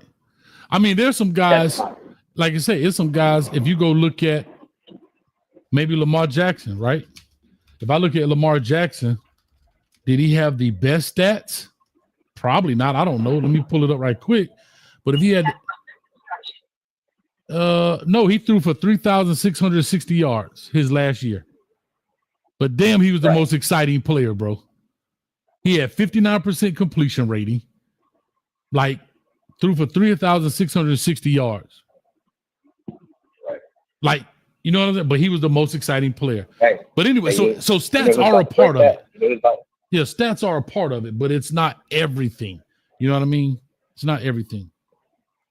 I'm with you. So, well, our boy Ken about to hit 4,000 here before the season's over. I hope so, bro. I hope so. Just crush it. He's only 200 yards away. He gonna get that. I love it, man. All right, Angel. Well, let me roll, man. We got this thing backing up in here, man, like I-95, baby. Yeah. I hope I got the chat fired up. Y'all call in, talk your noise. Come on. And Rob, please. Oh my God. If he calls in, please tell him to stay off the gummy. Rob from Texas. That's my man. All right. Yeah. Come call in, Rob. I got smoke for you. See it. Uh-oh. There it is. Rob from Texas is a Coach Hayes football YouTube channel staple now. All right. Angel. Appreciate you, man. Yeah. All right. Thanks. All right. We got Dr. Stallings up here next. Dr. Stallings, talk to us. Oh, man, we're going to keep this thing short and sweet, baby. Appreciate it. Man. We got quite a few on the line. Short and sweet, all right. Talk to me. How you doing today, brother? I'm good. I'm good. How you doing, man? I'm good. Thank you. Yeah, we keep it short and sweet, man. We good, man. See you. Man, we're gonna run the table. I had us going 12-0. I just didn't see anybody beating us. No disrespect to the Big 12. They didn't have those. They don't have 3 first-round draft pick quarterbacks that we faced last year. It's just hard. I see the same team, and when we were Jackson State, we got a swag. Our defense, that's our identity. And I don't see anybody beat us unless we just have a complete meltdown, man. We peaking at the right time. Okay. So I don't know what you guys got. 5-5 and 6-6. It wasn't that type of team. We would have been 8-4 last year if Travis didn't get hurt. So I don't know what anybody was watching, what they was thinking. I think they got caught in their feelings. This is a good football team, man. I knew Prime was going to turn this thing around. Man, he turned around at Jackson State. I see it. I've been watching football a long time. I see it. Man, we're going to Dallas, man. We're going to Dallas. You should be. We're going to Dallas, man. Okay. We're going to Dallas. It surprised me that people didn't see it. We saw it. We're going to Dallas, man. And we win that game. I'm flying from Chicago, man, to Dallas, man. I already got my plane ticket. Only thing I haven't picked yet, I don't know what side Colorado going to be on. So I don't know. Man, if that ticket's $700, I'm spending $700, man. This is history in the makings, man. This ain't supposed to happen. Deion's doing everything unconventional. He ain't practicing 3 hours. He ain't sleeping in his office. You know, all that pull yourself up by your bootstraps. Man, the man plays bad. He plays football. Man, you know how this thing goes. All that. You want to watch all this. Say, man, the best players play, man. The best players play, man. You can watch film all you want. Florida State back in the 80s, man, we put the best players out there, man. They put the best players out there. You don't have to run no plays. You let them dogs go hunt, as they say, man. And we're feeling real good right now, man. We got that swag. We can turn it on when we want. We're seeing these running quarterbacks now. We didn't got a bead on them. We stopping the wheel right out the backfield, man. I don't see nobody beat us, man. I'm going to tell you, we're going to let us win this championship in the Big 12. I'm going to say this, all the blacks in America ride with Prime right now. You're going to see more gold teeth and chains on at the Big 12. And we ready, man. We ready. That thing will be looking like the Celebration Bowl. UCF, man. Look like a family reunion, man, of black folks at that game. It's going to be looking like... You know, it's like the Million Man March, man. Everybody hugging, crying. And you look like my cousin. And we whoop UCF, man. That's how it's going to be in Dallas, man. If we get to Dallas. Hold up, Dr. Stallings. Hold up, Dr. Stallings. So you telling me that thing you going to tell me half the stadium. You remember Harlem Night, half the stadium going to be looking like the Soul Bowl, and the other half going to be looking like Mormons because it's at BYU? Absolutely, man. Absolutely, man. Man, we from like New York at the game, Connecticut, brother just got out of jail was at the game, man. Everybody's at the game, man. Oh my God. I can't wait to see it, Dr. Stallings, man. Well, I'm gonna let you ride. I got quite a few on the line. I'm gonna rock and roll with this thing. I just had to say that. All right, we gonna bump into each other, man. I like talking to you, man. Yes. Man, like I've been knowing you all my life, man. We're gonna bump into each other, my Yeah, brother. we definitely will. For your dollars, though.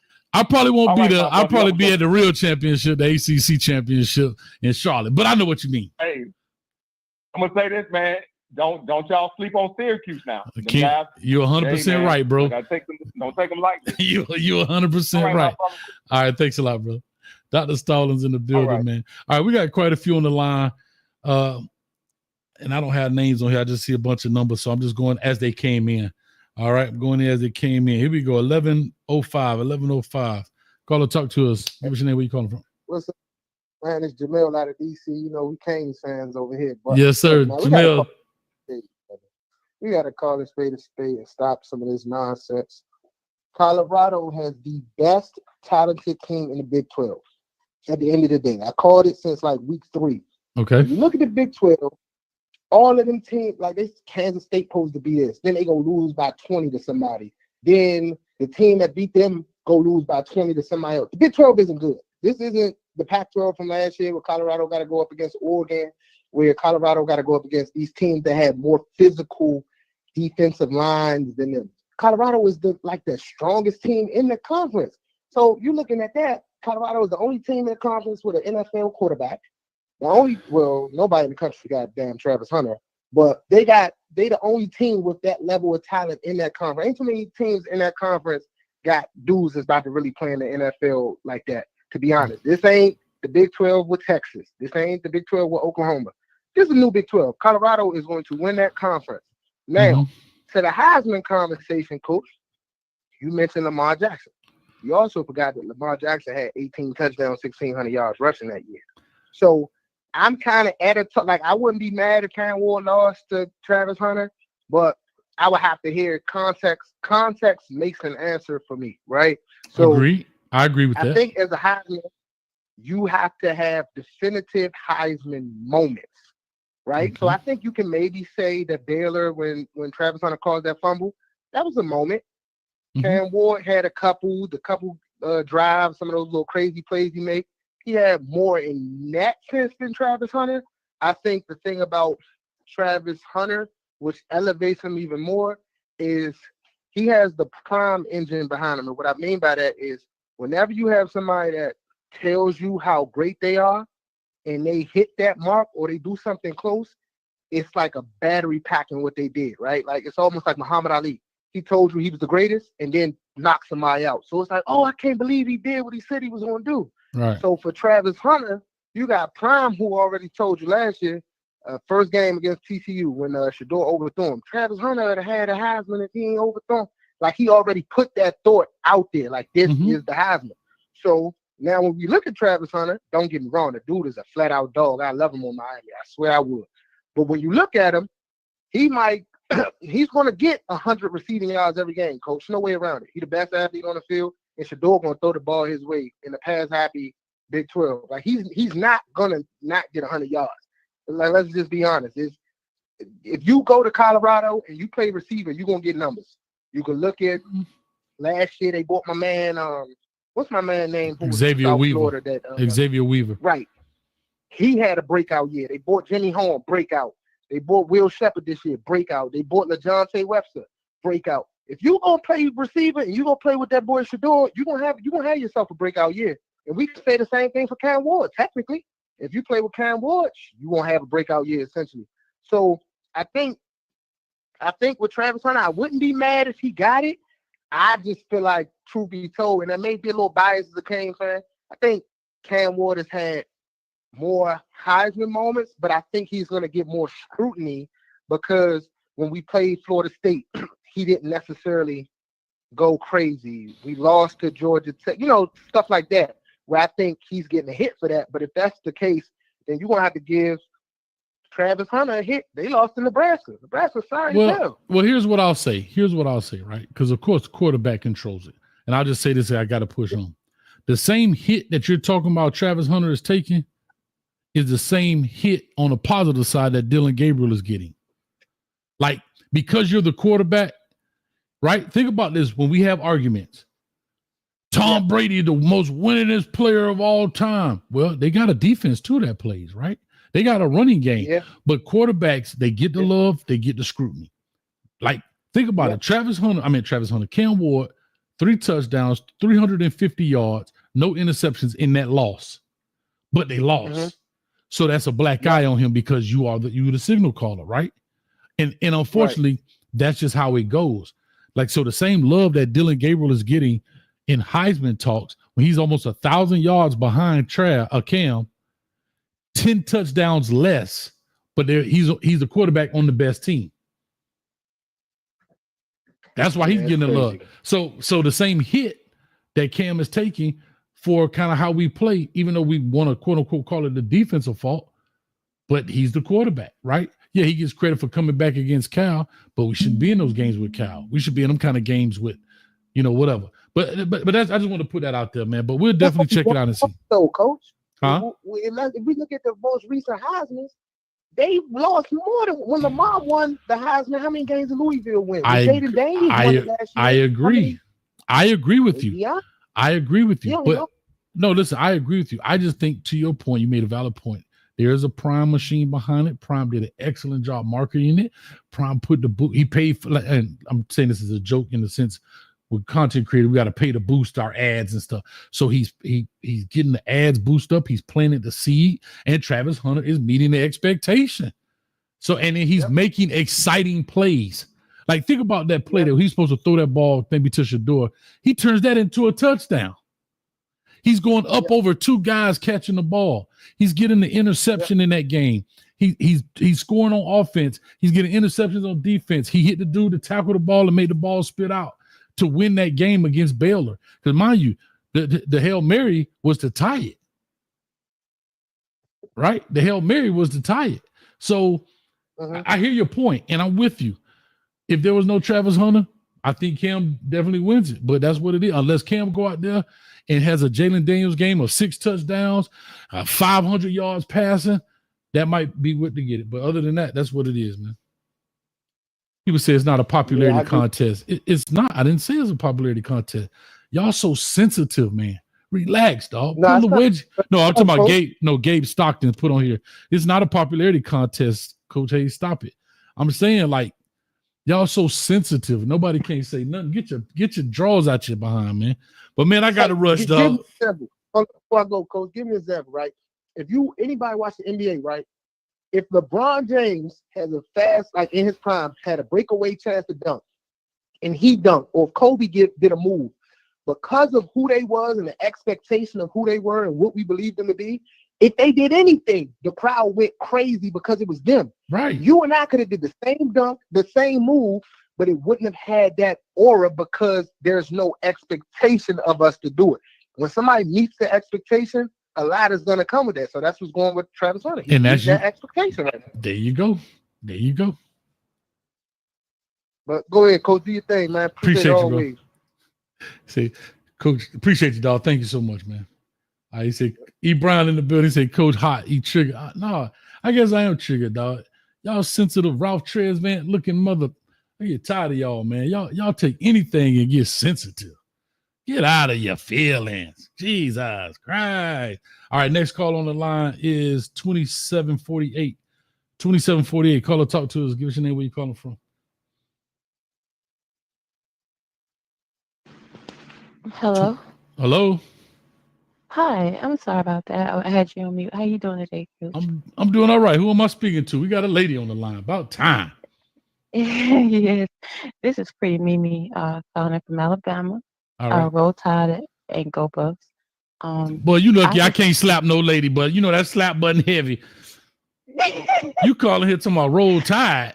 Can I get a Go Canes? I love the Bucks too. I love the Bucks too. I can get a Go Canes? I have 2 teams. I can get a Go Canes? Okay, Go Canes. That's what I'm talking about. All right, talk to me. What's going on? Yes, I just want to call because, first of all, if anybody is being disrespected in the Heisman race, I feel like it's Shador. I don't understand how people put Dylan Gabriel in that conversation without putting Shador. They have very, very comparable stats. And I think that uh, I believe Colorado was only supposed to, I think it was supposed to finish like last or close to last Mm-hmm. in the conference. So they were getting no respect whatsoever. Also, to the guy that was talking about Cam Ward, and no disrespect to Cam Ward, I go for them as well. Like I do when they're not, like when Colorado's already played or Alabama's already played, I watch them and I go for them. But West Virginia, I feel like, no offense to nobody, but I feel like they really won that game. That Okay. Friday night, I watched it.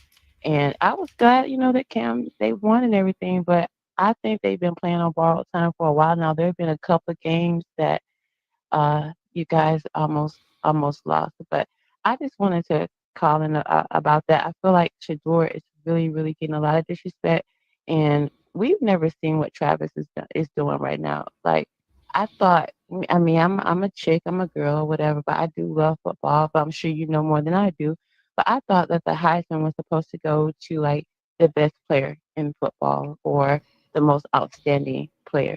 That's So what I he's thought. Yeah. doing things that we've never ever seen before, and I think that should be commended. So I just wanted to call in and say that. And I watch you from time to time. I just don't really ever comment or anything.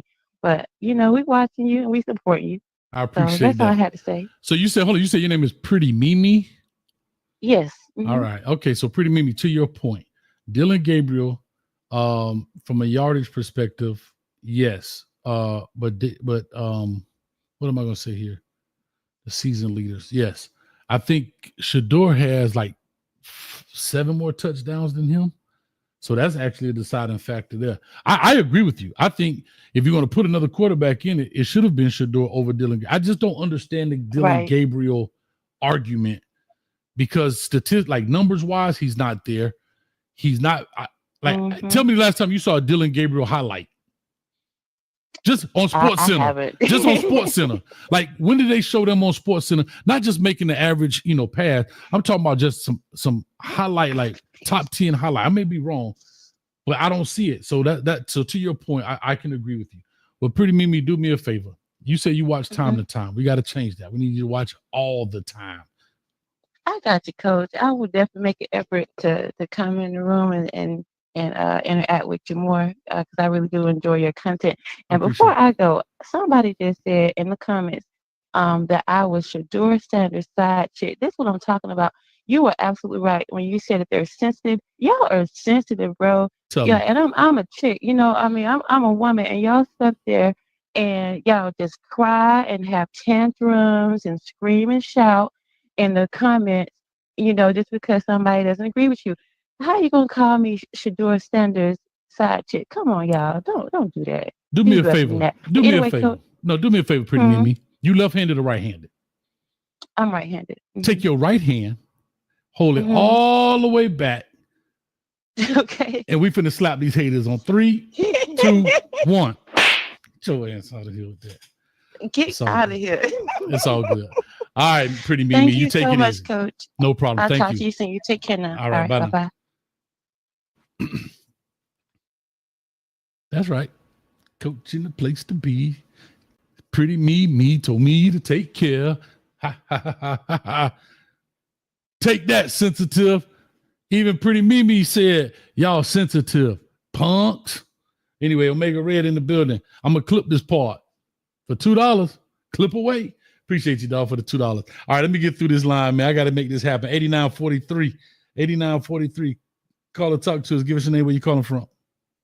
What's happening? What's happening, Coach? This raw? Man, come on, bro. What's happening? Dog, you must got another number or something, dog. How you change? Okay, go ahead. What's up with you, Raw? Man, I can't call it, bro. I'm sitting here chilling, laying up, man, listening to you talk to these people, bro. It's crazy, man. That's crazy. Man, I done put your name in. You must got a new number. Talk to me, Raw. What's your thoughts, man? Man, listen, I'm just trying to see what y'all talking about. Heisman, bro. Yeah, hey. I'm 10 toes down Travis Hunter for the Heisman, bro. You definitely are. Know. I know why. Tell the people why.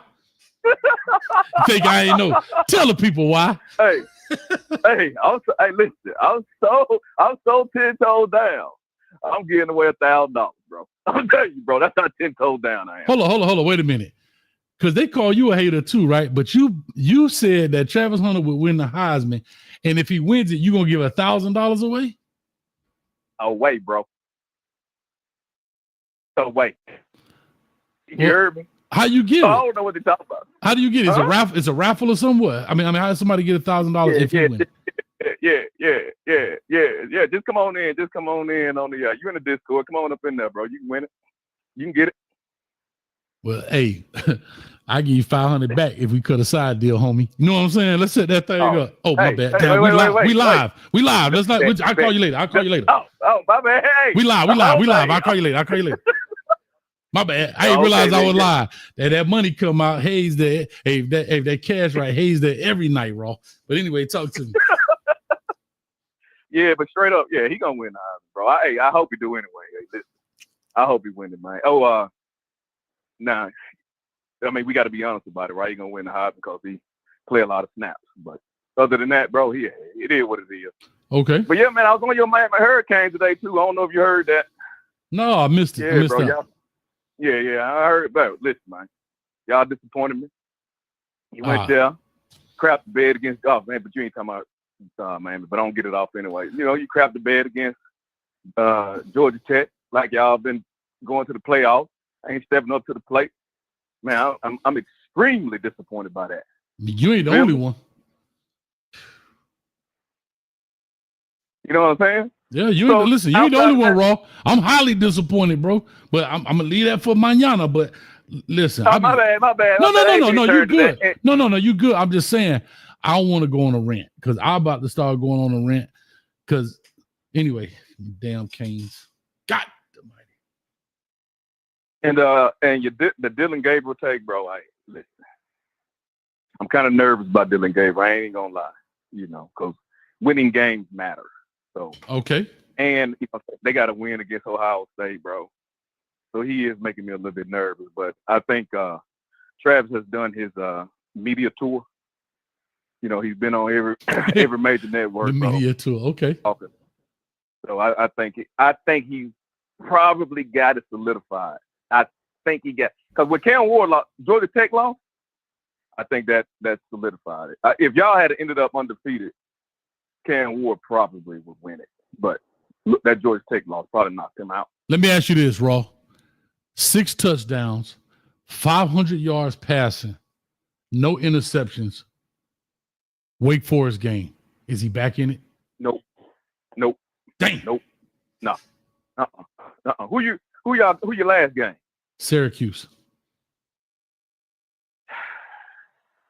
He would have to do that back to back, something similar to that back to back against Syracuse too. Hey, real quick, when do two things? Do you know when they make the vote for Coach of the Year, and when do they do the Heisman vote? Do you know when that is? No, I hadn't seen the cutoff. I hadn't seen the cutoff date for the vote, but I think it's. Don't quote me on this. I think I do, but I think it's before the bowl game starts, though. You follow me? Mm-hmm. I don't know the cutoff, but don't quote me on it. I'm coming off the dome, bro. Yeah, I don't know. I got to figure that out. But yeah, Raw, man, y'all check, man. Let the people know where they can find you, man. Man, yeah, y'all know. Come on over here, Raw High Media, man. You listen, bro. Hey, I be hit or miss, bro. Kind of, I've been going through it, but yeah, it's hit or miss. So, y'all come on over there, holler at me, bro. And we can talk about it and get into it. Okay, hold up. Rod the Man Media. Shout out to Rod the Man Media. Y'all go check him out as well. Says Heisman vote has to be done before December 7th. All right. Well, there you go then. There it is. There you go. Rob. There you go. Rob, do you know when the Coach of the Year? When does the Coach of the Year voting have to be in? If you know that, Rob. Bro, you already know who's gonna win that, Coach. I don't know. I'm asking because somebody asked me that and I didn't have an answer. Oh, no, I'm just saying Indiana coach is gonna win that. I just think it's valid. I mean, like Coach Prime, it's like if there was no Indiana coach, Coach Prime win it. If there's no Travis Hunter, Cam Ward win it. You know what I'm saying? But it's no knock to their abilities. It's just what it is. But you know, yeah. But that Indiana coach gonna win that, bro. Yeah. All right. Well, let's see, man. Well, Rob, I'm gonna come check you out, man. Hey. Divide that 1,000 by 2. Let me get 500. Hey, just holler at me, bro. Hey, send me a text, bro. Send me a text, bro. You know what? If you win, they're gonna think that's what happened, though. You know that, right? I don't care what they think. I know what I know. Hootie hoo. That's all I'm saying. That's all I'm saying.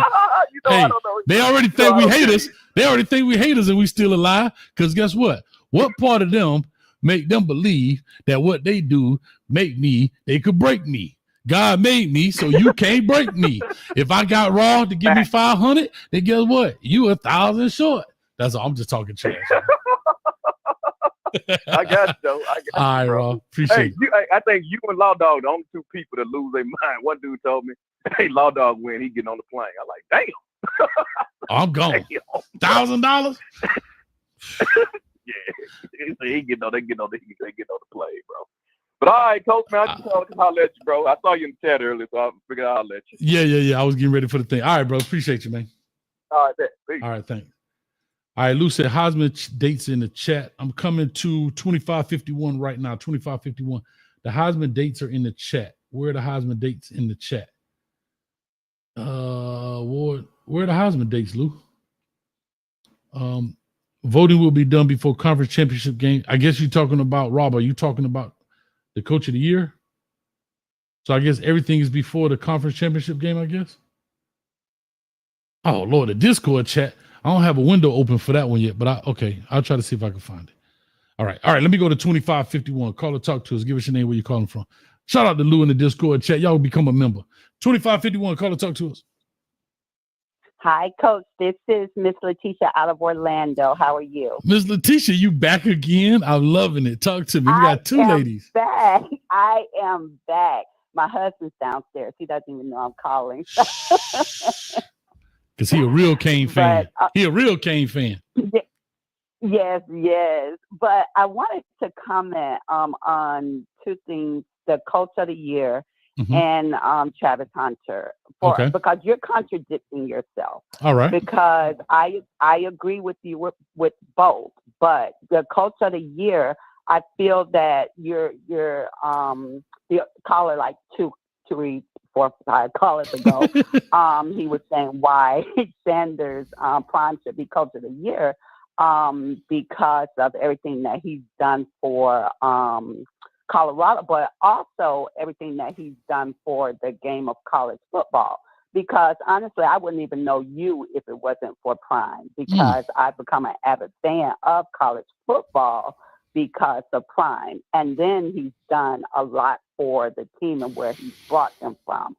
And so with that said, I heard you quoting the Indiana coach's stats, and I don't know the Indiana coach either because I don't watch Indiana, but the stats almost sound the same to me. And so because Prime has done what he's done for all around the game of football and his stats, I think he should get Coach of the Year.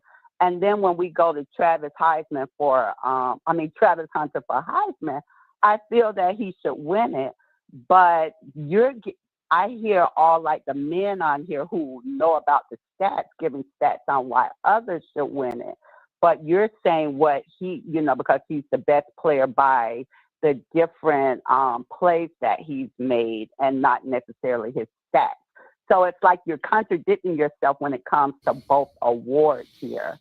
But I agree with you. Well, I don't agree with you on both because I say Sanders should win Coach of the Year and Travis Hunter should win Heisman. Okay. But do you agree that you're contradicting yourself? No.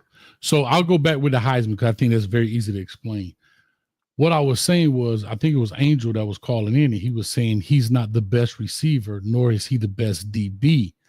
And what I was saying was that he may not have the best stats, but he's the most exciting player. He's currently ranked 14th, as we saw on the list, so far as stat leader, so far as yardage.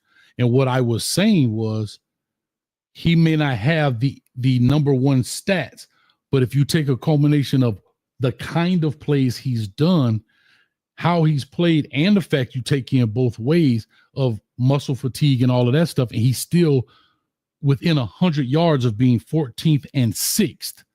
He's 911. All the way up to player number 6 is 987. So he's 911 in yardage. the sixth player is 987. So it's less than 100 yards there in difference of him being sixth versus 14th.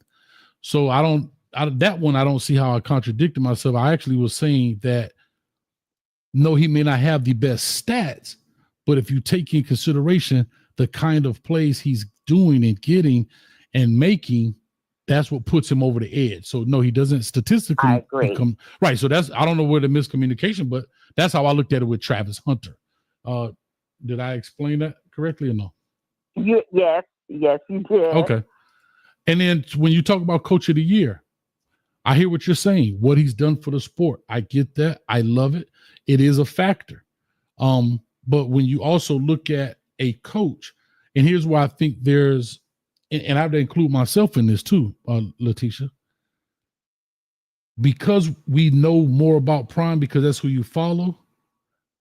That also doesn't mean what do you know about Kirk Cignetti? And so we have to look at what has he contributed as well. Is he Coach Prime? No, nobody's Coach Prime. Nobody. So nobody's going to garner the attention he's going to garner when it comes to that. However, should that be a factor? Possibly so. But again, I'm a person that's very black and white. And so what I was saying was, if it's the coach of the year and it's about your coaching, the outside stuff doesn't necessarily matter, because if you think about all the other coaches who've gotten coach of the year, it was due to their performance on the field more than it has to do with feeding the homeless and all these other things that they may do outside of coaching. I'm not saying it doesn't matter, but for that particular award, like how he got what award did he get last year? Sportman of the Year, something like that from that I understand, because look what he did for college football. I totally get that award. Like that makes sense to me. But because that award doesn't really talk about your record. It's talking about you as the person. But the coach of the year is more talking about you as the coach. And again, I mean, he's right there. If, like I said, if Kirk Cignetti doesn't exist, Coach Prime definitely gets it. Or to the other caller's point, well, Rob just cleared it up. But let's just say that he has a longer stint in the playoffs than Kirk Cignetti, then Coach Prime should clearly get it. That's just how I'm looking at it. I'm not saying that Coach Prime doesn't deserve it or should not be in the talks. I just think Kirk Cignetti has not only won more games, is currently undefeated, but he's also whipping the people he's playing behind. And his team from the previous year was 3-9 and 4-8. So he didn't inherit a good team like Dan Lanning did, right? Dan Lanning walks into Oregon who's already rolling from Mario Cristobal, right? Just don't wreck the car. Kirk Cignetti, and I'm going to stand corrected. I said 80 players. I looked it up. I think somebody put on here. I think it was like 40 players he brought in, 45 players, and 40 of them left. So he basically had a full turnaround like Coach Prime did last year, right? And to be 10-0 is big in my opinion, but that's just my opinion. So I don't know if that contradicts itself, but you tell me. Well, no, I mean, that is a great argument, but unfortunately, sometimes it comes down to a popularity contest and not just your skills as a coach. There you go. From the stance from where I'm looking at it. Right. But no, so it really doesn't, and I understand your argument since you explained it, better. Mm-hmm. But I just like how we said last year with Alabama and Florida State not being in the playoffs there. It's terrible. It comes down to a popularity contest and money. So, that's the way it rolls. Yeah, I think that's terrible. I think that's a terrible, even though that rule is in there. I think that's terrible that they messed those kids over at Florida State, even if they got whooped. Right. I earned my way to get. I earned my right to get beat up on in the playoffs. I earned my right. Right. You know what I'm saying? Right. Like, right. Exactly. What's the difference between that and let's just say the quarterback got put out of the game the first play of the game? What's the difference? Right. What's the difference? I earned my right to go in there and compete to my best of my ability, regardless of who's on my team or not. Right. Yeah. Right. So I agree with that. that. Seems a lot is unfair in this game of football and sports and the different things. But hey, so I'll ask you. I'm starting to really love the game. I love it. I'll ask you one question, Letitia, and I think you definitely know this answer. Why do you think things are starting to get unfair? Why do you think things are unfair in this game? Well, because like we say, who's popular and who's not, who's bringing in the most money for the game. There you go. Mm-hmm. Now you're talking. Right. And the most popular is usually the people who bring the most money, teams that travel the most, who's going to fill the seats, yes, there you go. So at the end of the day, people can say what they want, but at the end of the day, everything is done for the money. Absolutely, yes. Well, Letitia, was great. Don't be a stranger, as always. I appreciate you calling in again. And tell your husband, go Canes. I sure will. All right. Thank you. Have a good one. Bye now. All right. Glad Letitia called in, hanging on the line with us. That's awesome. All right. I'm going to take this last caller tonight. I'm going to take the phone number down. Let me see who this is. 5456 in the building. Caller, talk to us. Give us your name, where you're calling from. I'm going to lock the conference. The conference has been locked. Rob from Texas. He's from Texas. Rob, is this you? I need to put your name in here because I don't have names in here. Let me put the name. Hold up, so I know it's you. Rob from Texas. Because it just shows me a bunch of numbers if I could put a label on it. So Rob from Texas, hot dang, here we go again. What's up, Rob from Texas?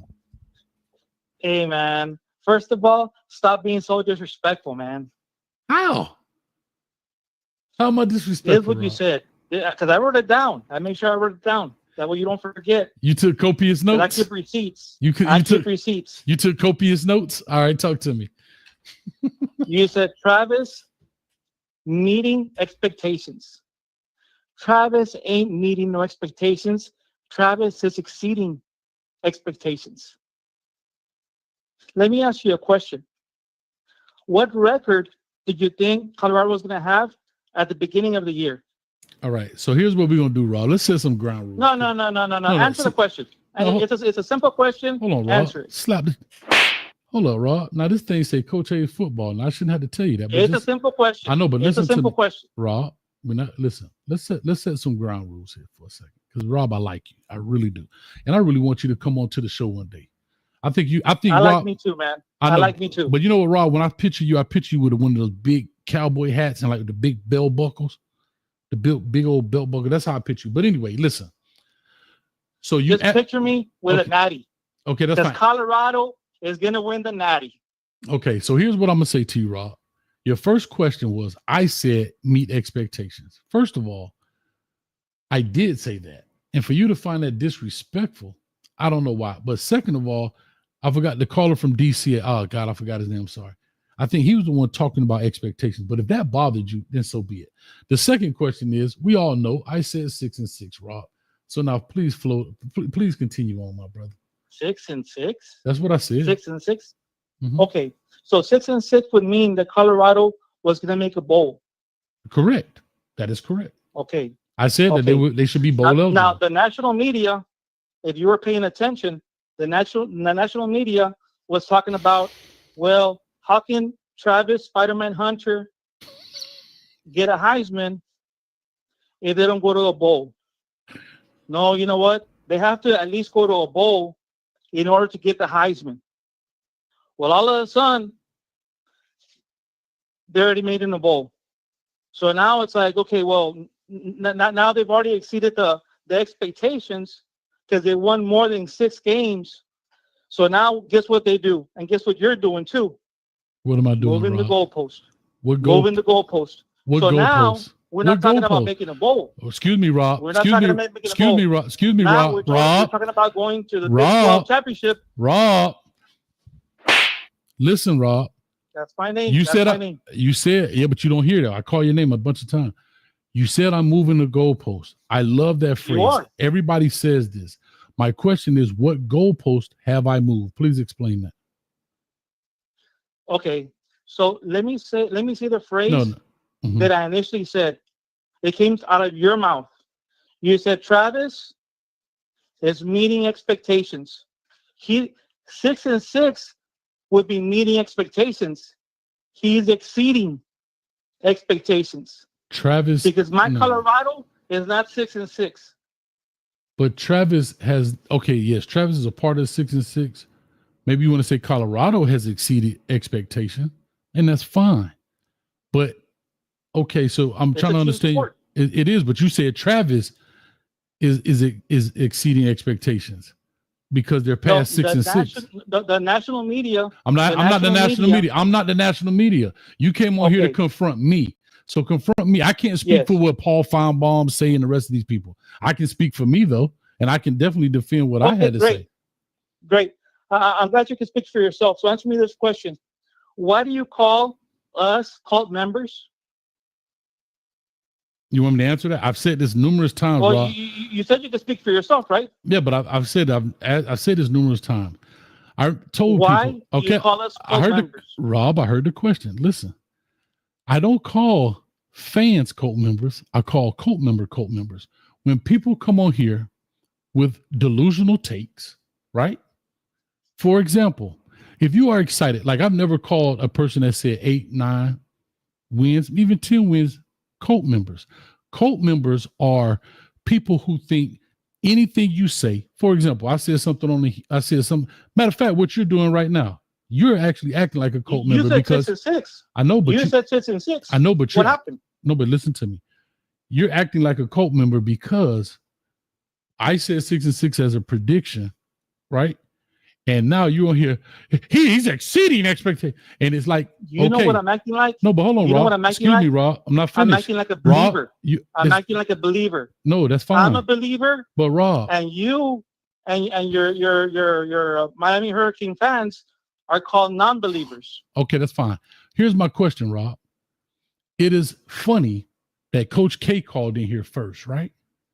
And I'm bringing him back up because I like Coach K.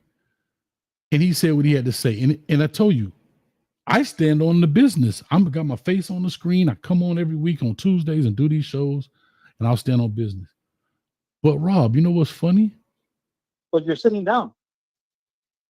Okay, well, I sit on business, Rob. But you know what's funny? You sure didn't call in and say, dang, Coach, you know what? Last year you were right. Now this year, you have no problem. I enjoy it. It's fine. It's perfect. But when somebody's right, see, one thing I didn't do last year, and maybe you can contest to this, I told y'all they was only going to win. No, because I said 6-6 last year, and I was actually right by 2 games. But I didn't come on here because I know how hard it is to win. We're going to convert you.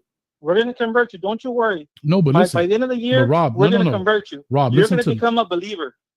Listen, Rob, I do believe you had me crying on the last show. I believe Willie had me crying. But what I'm trying to tell you is these things happen, bro. It's sport. One person's going to win. Somebody's going to lose. It's just what it is. Let me ask you this. Did you have Colorado going 12-0? I had them going undefeated. Okay. So you were wrong, Rob. You were wrong about Nebraska. You were wrong, Rob. But guess what? Nobody's beating you across the head because you said something that was incorrect. It's okay. You had them going undefeated. And guess what? They've lost twice. That's not a bad deal. But who's slapping you across the head? See, Rob, I told you. It's not a bad deal. It's not a bad deal. It's not a bad deal. We have high expectations. Okay, dog. All right. So anyway, what's your next question, bro? Okay. So now that we both agree that you move the goalposts all the time. No. I don't move the. Oh, no, Rob. That was smart. Rob, wait a minute. Rob, wait a minute, Rob. You should be a politician. I think you're probably the city commissioner wherever you live. I like the way you said that we both can agree that you move the goalpost. No, we're not agreeing that I move the goalpost. I agree that you move the goalpost. But you do. But you do. Rob, don't do that, Rob. Stop it, man. We 2 grown men here. Because guess what? I didn't move the goalpost last year. You were right. I was wrong this year. It's okay. What are we doing? It's okay. Okay, so let's sit on business. Let's sit on business. So can we agree? Hold on, Rob. Say, can we agree on this? Yeah, I know you get frustrated. I mean, you're cutting That's me what off I do every time I say something. I know, because you just talking bloviate. So can we agree, Rob, that last year I was right, this year you were right? So we're even right now. Is that fair? Can we agree on that? Hey, we're even. All right, go ahead. Even Next Steve. question. Next question. Okay. Now, let's talk about the trifecta. Can we both agree right now that we can move forward, that Travis Spider-Man Hunter is going to win the Heisman? I can agree with that. That's one. What's the next Perfect. Perfect. Second, because we're talking about the trifecta, can we agree that Shedeur Sanders is going to be picked first in this coming year's draft? I don't know. Can we both agree on that? I can't answer that, Rob. I've said this 100 times Can about we the both draft. agree on that? No, I don't have an opinion because I've said this about the draft. It is so You have an unpredictable. opinion about everything else. I know what I'm saying is here's my opinion. The You draft have is. an opinion about everything else. Oh yeah, bro, you keep cutting me off. Kamate. Listen, I said this before. I don't know how the draft works. Why? Because you don't know what team needs what, who's going to pick what, who you think is going to be first round pick. They may pick an offensive lineman the first round. Just So because you don't know, that doesn't mean that I don't know. okay, so, but you want me to agree with you. So you can say what you want to say. Okay. Now, will I say he's in the top 10? I would definitely give him top 10, but to say he's the not first top pick 10. overall? He's going to be the first pick quarterback in this coming year's draft. That's what we're both agreeing upon. No. Why do you keep saying we're agreeing upon? That's what you're saying. I can't say that. Because I don't it's know your that. show. I don't know that. But anyway, what's your next trifecta? What's the next part of your trifecta? The trifecta is this. Can we both agree that this coming Saturday, Indiana is going to lose against the Ohio State? Can we both agree on that? I could agree with that. You can. I can. Okay, perfect. Now, once whatever his name is no longer undefeated, the rankings just came out.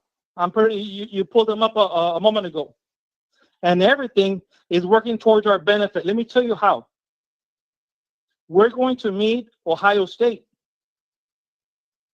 right off the gate. Yeah. Can we both agree that if Colorado beats Ohio, no. When Colorado beats Ohio State, that they should give the coach of the year to Coach Prime Deion Sanders? So, Rob, remember last time you called in and said they'll be ranked 5, and I said they couldn't? I'm going to help you out. No, just stick to the question. Stick to the question. But sir, I Stick to the can't. scenario. But you're missing the the question. But Rob, stop for a second and listen. You can't answer that because the coach of the year will be in already, Rob. Oh, you can. You don't want to. The coach. You don't want to, but you can. Okay. Should I go back up here and clearly put up here? Let me ask you a different question. No, because you don't. No. Wait a minute, Rob. Do you believe? Rob. Let me ask you a question. No, do Rob. You believe that Ohio State this guy will or won't beat Colorado going head to head? If you were to put money on it, and all your experience, where would it go? Colorado or Ohio? You mean Ohio State? Simple question. I would say Ohio State. That's just my thoughts. Okay. Because since you say that we're not moving the goalpost, since you say that Coach Hayes does not move the goalpost, since you say that your platform doesn't move the goalpost, then that means if Ohio State beats Indiana, Colorado beats Ohio State, then evidently the coach of the year should go to Coach Prime Deion Sanders. Are we both in agreement? No, Rob. I keep trying to tell you. Because the stars are aligning. Okay, Rob. Sure, whatever you want to do. Yeah. Okay. Coach Prime. No. Not whatever I want. Not whatever I want. I want for us to both agree on something. I did say that already. See, Rob, I don't know if you listened to the show. I said if Coach Prime goes on into the playoffs further than Indiana, then give him Coach of the Year. I don't know what else you want me to say. I've said this already. I clearly said this. I said, but at this particular moment, see, I said, but at this. What you're saying and what I'm saying are completely two different things. What I'm saying is that when Ohio State beats Indiana, they're no longer undefeated. When Colorado goes up against Ohio State, Colorado beats Ohio State, then Coach Prime should be Coach of the Year. I mean, that's my question. And I said to you, yes. I don't know how many times. Matter of fact, watch this. Perfect. Oye, Rob. Sí, señor. Bro, I said it in English. Perfect. I say it in Spanish. Sí, señor. Like, what else you want me to tell you? I don't know. I'm lost. Oh, and just to let you know, because I'm pretty sure you're unaware, because you don't keep up with Colorado too much. No.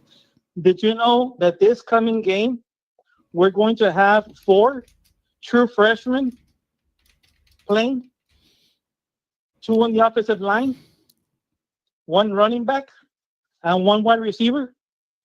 You've been doing that? You've been doing that all year. No. First, we started off with 1. No, we started off with 2, which is the wide receiver, Draylon Miller, and Seaton. So we started off with 2. Then we added Cash, Bunny Cleveland. So that's 3. And now the running back is healthy.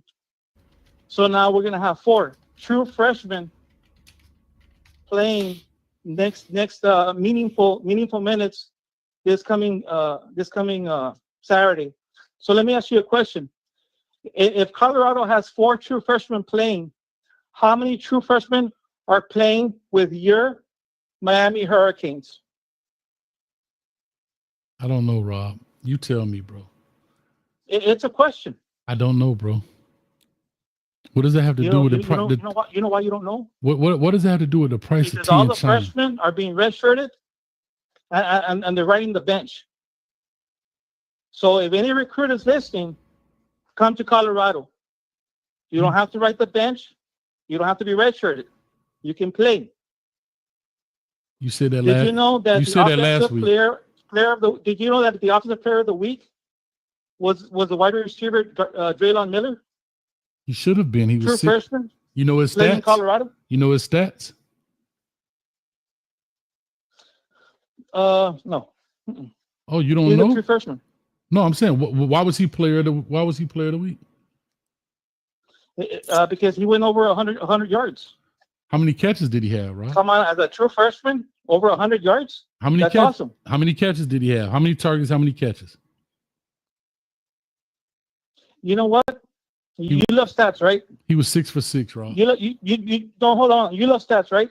No, I just asked let me give you a stat. No, hold on. You love stats, right? Let me give you a stat because all your callers from Miami, they're calling in and they're saying no. Why do you? What's your affection? Listen, what is your fascination with Miami, bro?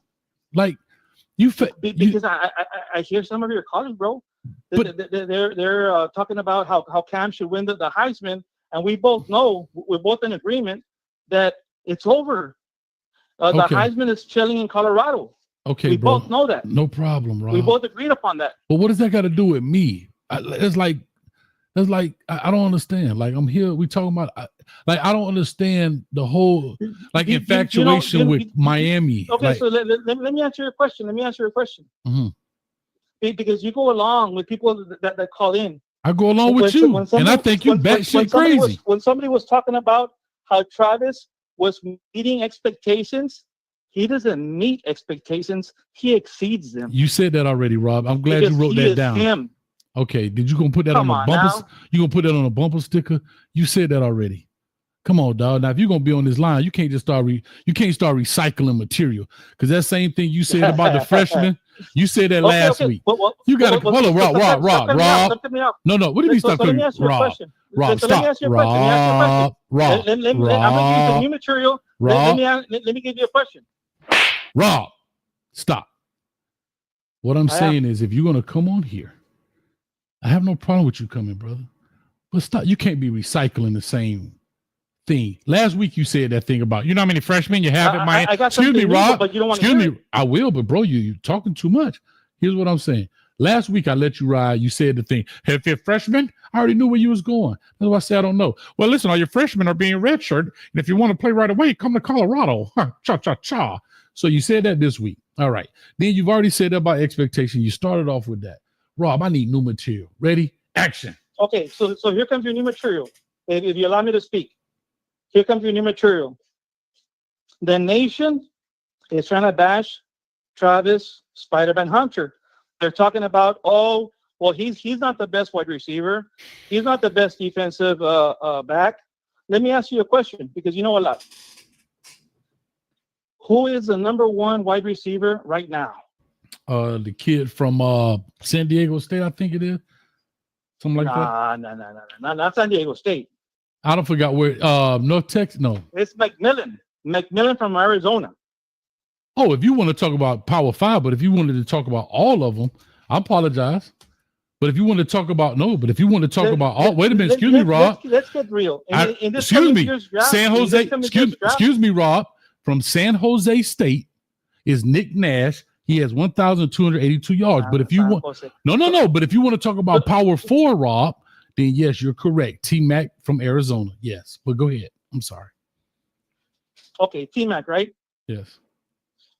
Okay, so would you agree that T-Mac is going to be picked number one as a wide receiver in this coming year's draft? Yep, he should be. Possibly. Okay, you said it right. You put it on wax, right? Put it on wax. Since you like stats so much, let me give you a stat. Because we played Arizona. When Arizona played against Colorado, unfortunately, Travis Spider-Man Hunter was hurt. Something happened with his shoulder.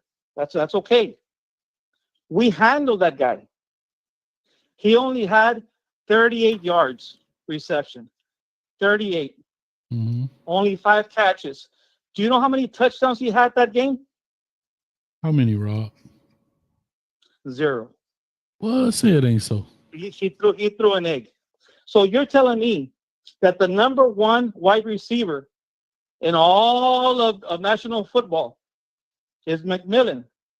But yet when he faced us this year, we're not talking about last year. We're talking about this year. He only had 38 miserable yards. And I'm trying to understand your point, Rob. If you were the GM and you were there at the game and he only had 38 yards, 5 receptions, 0 touchdowns, would you pick him up as a first rounder? I would. If I was a GM and I'm looking for a big receiver, 6'4", 6'5", 215 pounds. Big and slow. Big and slow. I definitely would pick him up. Okay. Would you take LeJohntay West over him?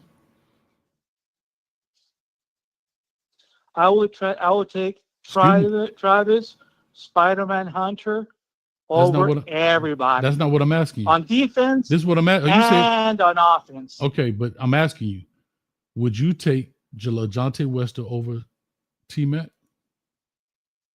if you were a GM? No, because of the height.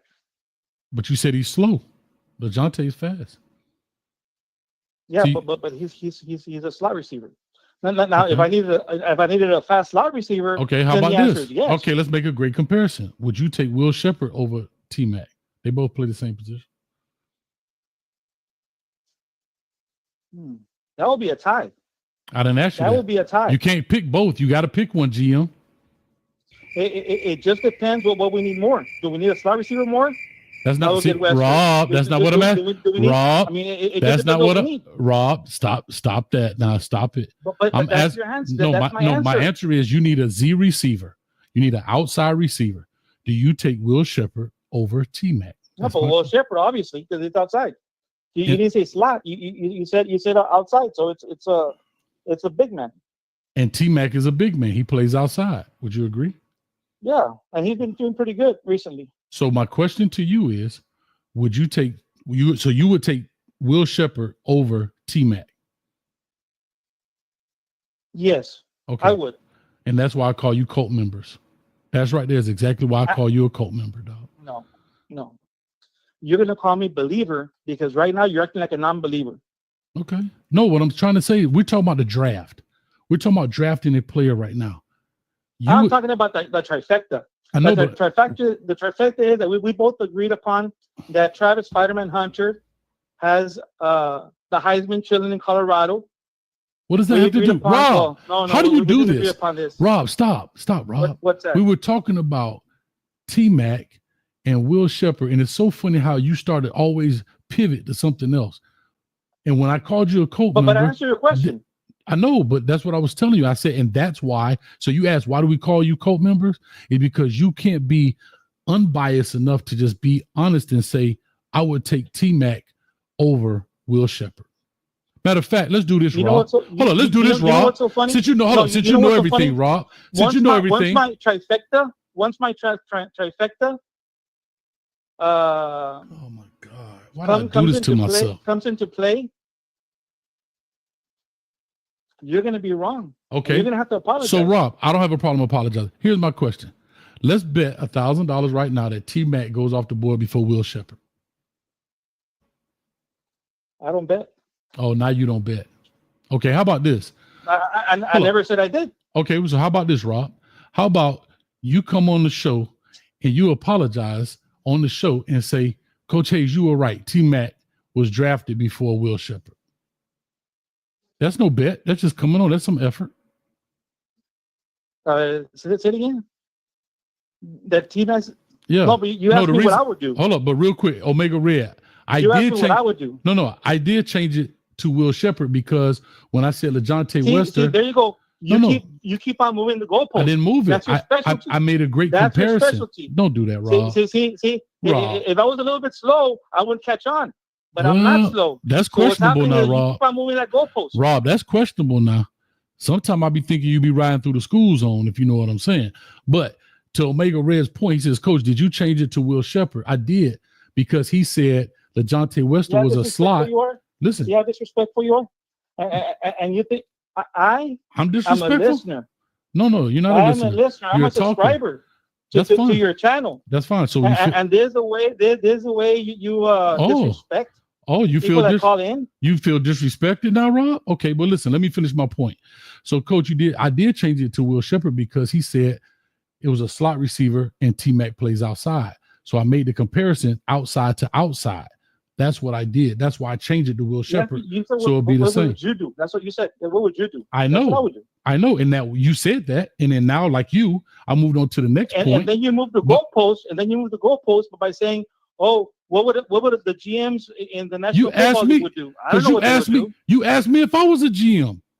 You said if you were the GM, Coach Hayes, what? And I said that. So now my question is, would you take this person? You said no. So I said, now let's see what happens. We finished with that conversation. Let's go to the next one, Rob. And my question is, would you come on to my show and apologize if Will Shepherd does not get picked up before T-Mac in the draft? That's the next question. It's a separate deal. It's not moving the goalposts. We've done with that conversation. You said your part, and now we're going to go over here. Go ahead. What's your deal with Shepherd? What's your deal with Shepherd? I just made a comparison because they both play outside. They're both big body receivers. I was making a better comparison receiver to receiver. That's all I was doing. Will Shepherd is about 6'3", you know what? 210. I'm glad you brought Shepherd into the mix. I'm glad you can't answer it. The only reason that Travis Spider-Man Hunter doesn't have the stats that everybody wants is because we have more than one wide receiver. Everybody has to eat. What does that have to do with my question? And because we have a plethora Are you willing to come on the show? Outstanding wide receivers. Are you willing? What happens. Are you willing to? Why don't you answer my question, bro? Are you willing to come on the show if T-Mac gets drafted before Will Shepherd and say you're wrong? You know what? That's my question. Can you answer that question? No. I'll make it easier for you. I'll make it easier for you. Talk to me, Rob. I'll make it even easier for you. I'll make it even easier for you. Just say yes or no. You can't get no easier than that. Just say yes or no. No. I'm gonna make it very easy for you. You're gonna like this one. If you let me speak, you're gonna like this one. God, Rob. I'll come onto your show, and I'll apologize if, because I know it's not gonna happen, if the Miami Hurricanes moving the goalpost, Rob, go further in the playoffs than my Colorado Buffaloes. Okay, Rob. But can you answer my first question? That's your second set. That's something separate. My question is, will you come on the show because you don't believe, Rob. You say you're a believer. Rob, this proves my point. Rob, don't do that. You proving my point. You don't believe that. So why can't you just say no, that T-Mac right now would be drafted? But you can't say that. See, that's cult mentality. That's what I'm trying to tell you. I'm not saying, but you're not a believer. I don't know what other GMs would do. But you're not a believer. Guess what? Me and you agreed that Ohio State gonna beat Indiana, but we don't know that for certain. We think that way, but we don't know that for certain. On my trifecta. That's why I called in. Rob, I'm gonna let you go, Rob. Listen, real quick, Angel for the 199. I hope Miami and Colorado meet in the playoffs. Appreciate it for the 199. Rob, can you answer my question? Would you like to come on the show? Before I let you go, I wanted to congratulate you. I see that you're having a lot of ladies calling in, and that your platform is growing. That's awesome. Keep up the good work. Guess what, Rob? If you come be a part of this show, it'll grow exponentially. But my question to you, Rob, for the last time, because see, you've proven that you don't believe.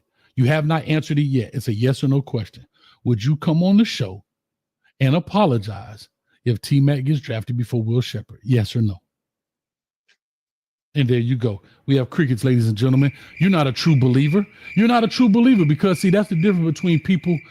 That's why I know y'all not crazy. My Travis, the Spider-Man Hunter. Bye, Rob. And Shador Sanders. With all that being said, and Coach Rob, Prime. Thank you. God bless. Good night. Because, see, that right there proves my point, Rob. That you know the truth. Believe. I believe. I believe that you don't believe because you don't believe. See, that's what I'm saying. There's nothing wrong with saying that, no, I believe that T-Mac will what? But you don't want to say anything because you just want to talk. Maybe I'm beating this dead horse, but I'm still waiting for you to say yes or no. Why can't you just say yes or no? Oh, now you hung up. And they're right there, ladies and gentlemen, proves my point. See, people like to come on here and rap and talk, but he hung up. That proves my point right there, y'all. They truly know the truth. All you got to do is say, and this is not saying that Will Shepherd is bad, but he tried to downplay T-Mac's ability. Yeah, Colorado did a great job. They shut him down. He had 38 yards. But he knows in his heart of hearts that he would take T-Mac over Will Shepherd. This is not a hate thing. This is just, when you talk about the draft, that's what it is. See, these are cult members. So when y'all say what's a cult member, not a person that believes in Colorado. Cult member is people that's like Rob. They just talk, but they're not serious. They're not serious. And every time you ask them just a simple question, would you take T-Mac over Will Shepherd? Yes. Now, when you got to put something on the line, right, they'll talk, but when you put something on the line, you notice and the only reason I did that because he always wants me to bet me. Well, you'll wear Colorado gear. Sure, Rob. You come on and you apologize. I sure will, Rob. But now when his turn, he hang up the phone. Well, Rob, I do like Crazy William. I do like David Williams. I do like Crazy. Because sometimes, man, you know what y'all don't realize? And I appreciate all y'all watching. It keeps me sharp because it keeps me listening to people that try to run game. Y'all don't believe it. It's therapy for me sometimes. I get a chance to talk to these people and I listen to them and I be like, man, got to stay sharp. Hey, never know when the scam coming. Huh? Never know when the scam coming. And these are grifters. Rob, they're grifters. This is exactly what I'm talking about. Why can't they just simply say that they would take somebody over this person? I don't understand why that's such a hard deal. When they come on here, I got notes. You said this, you said that. And when I ask him a simple yes or no question, he hangs up the phone. He tried to avoid it 1,000 different times, but he just never could answer. And that's all. So shout out to Rob from Texas. Riding through the school zone. It is what it is. Hopefully he'll call back. But with all that being said, we've been on here 2.5 hours, an hour later than I wanted to, spending time with Rob. I appreciate y'all. I thank y'all so much. It was fun. Colorado Buffaloes will play, 12 o'clock? All right. And I'm going to just say this last thing I tried to explain to Rob. I'm sorry. It's on my mind. Because didn't Rob, the man media, that's a totally different person.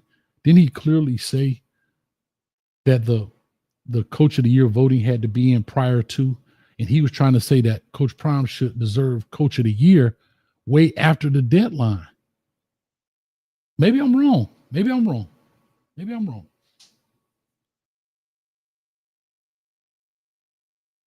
But you can't help these guys, man.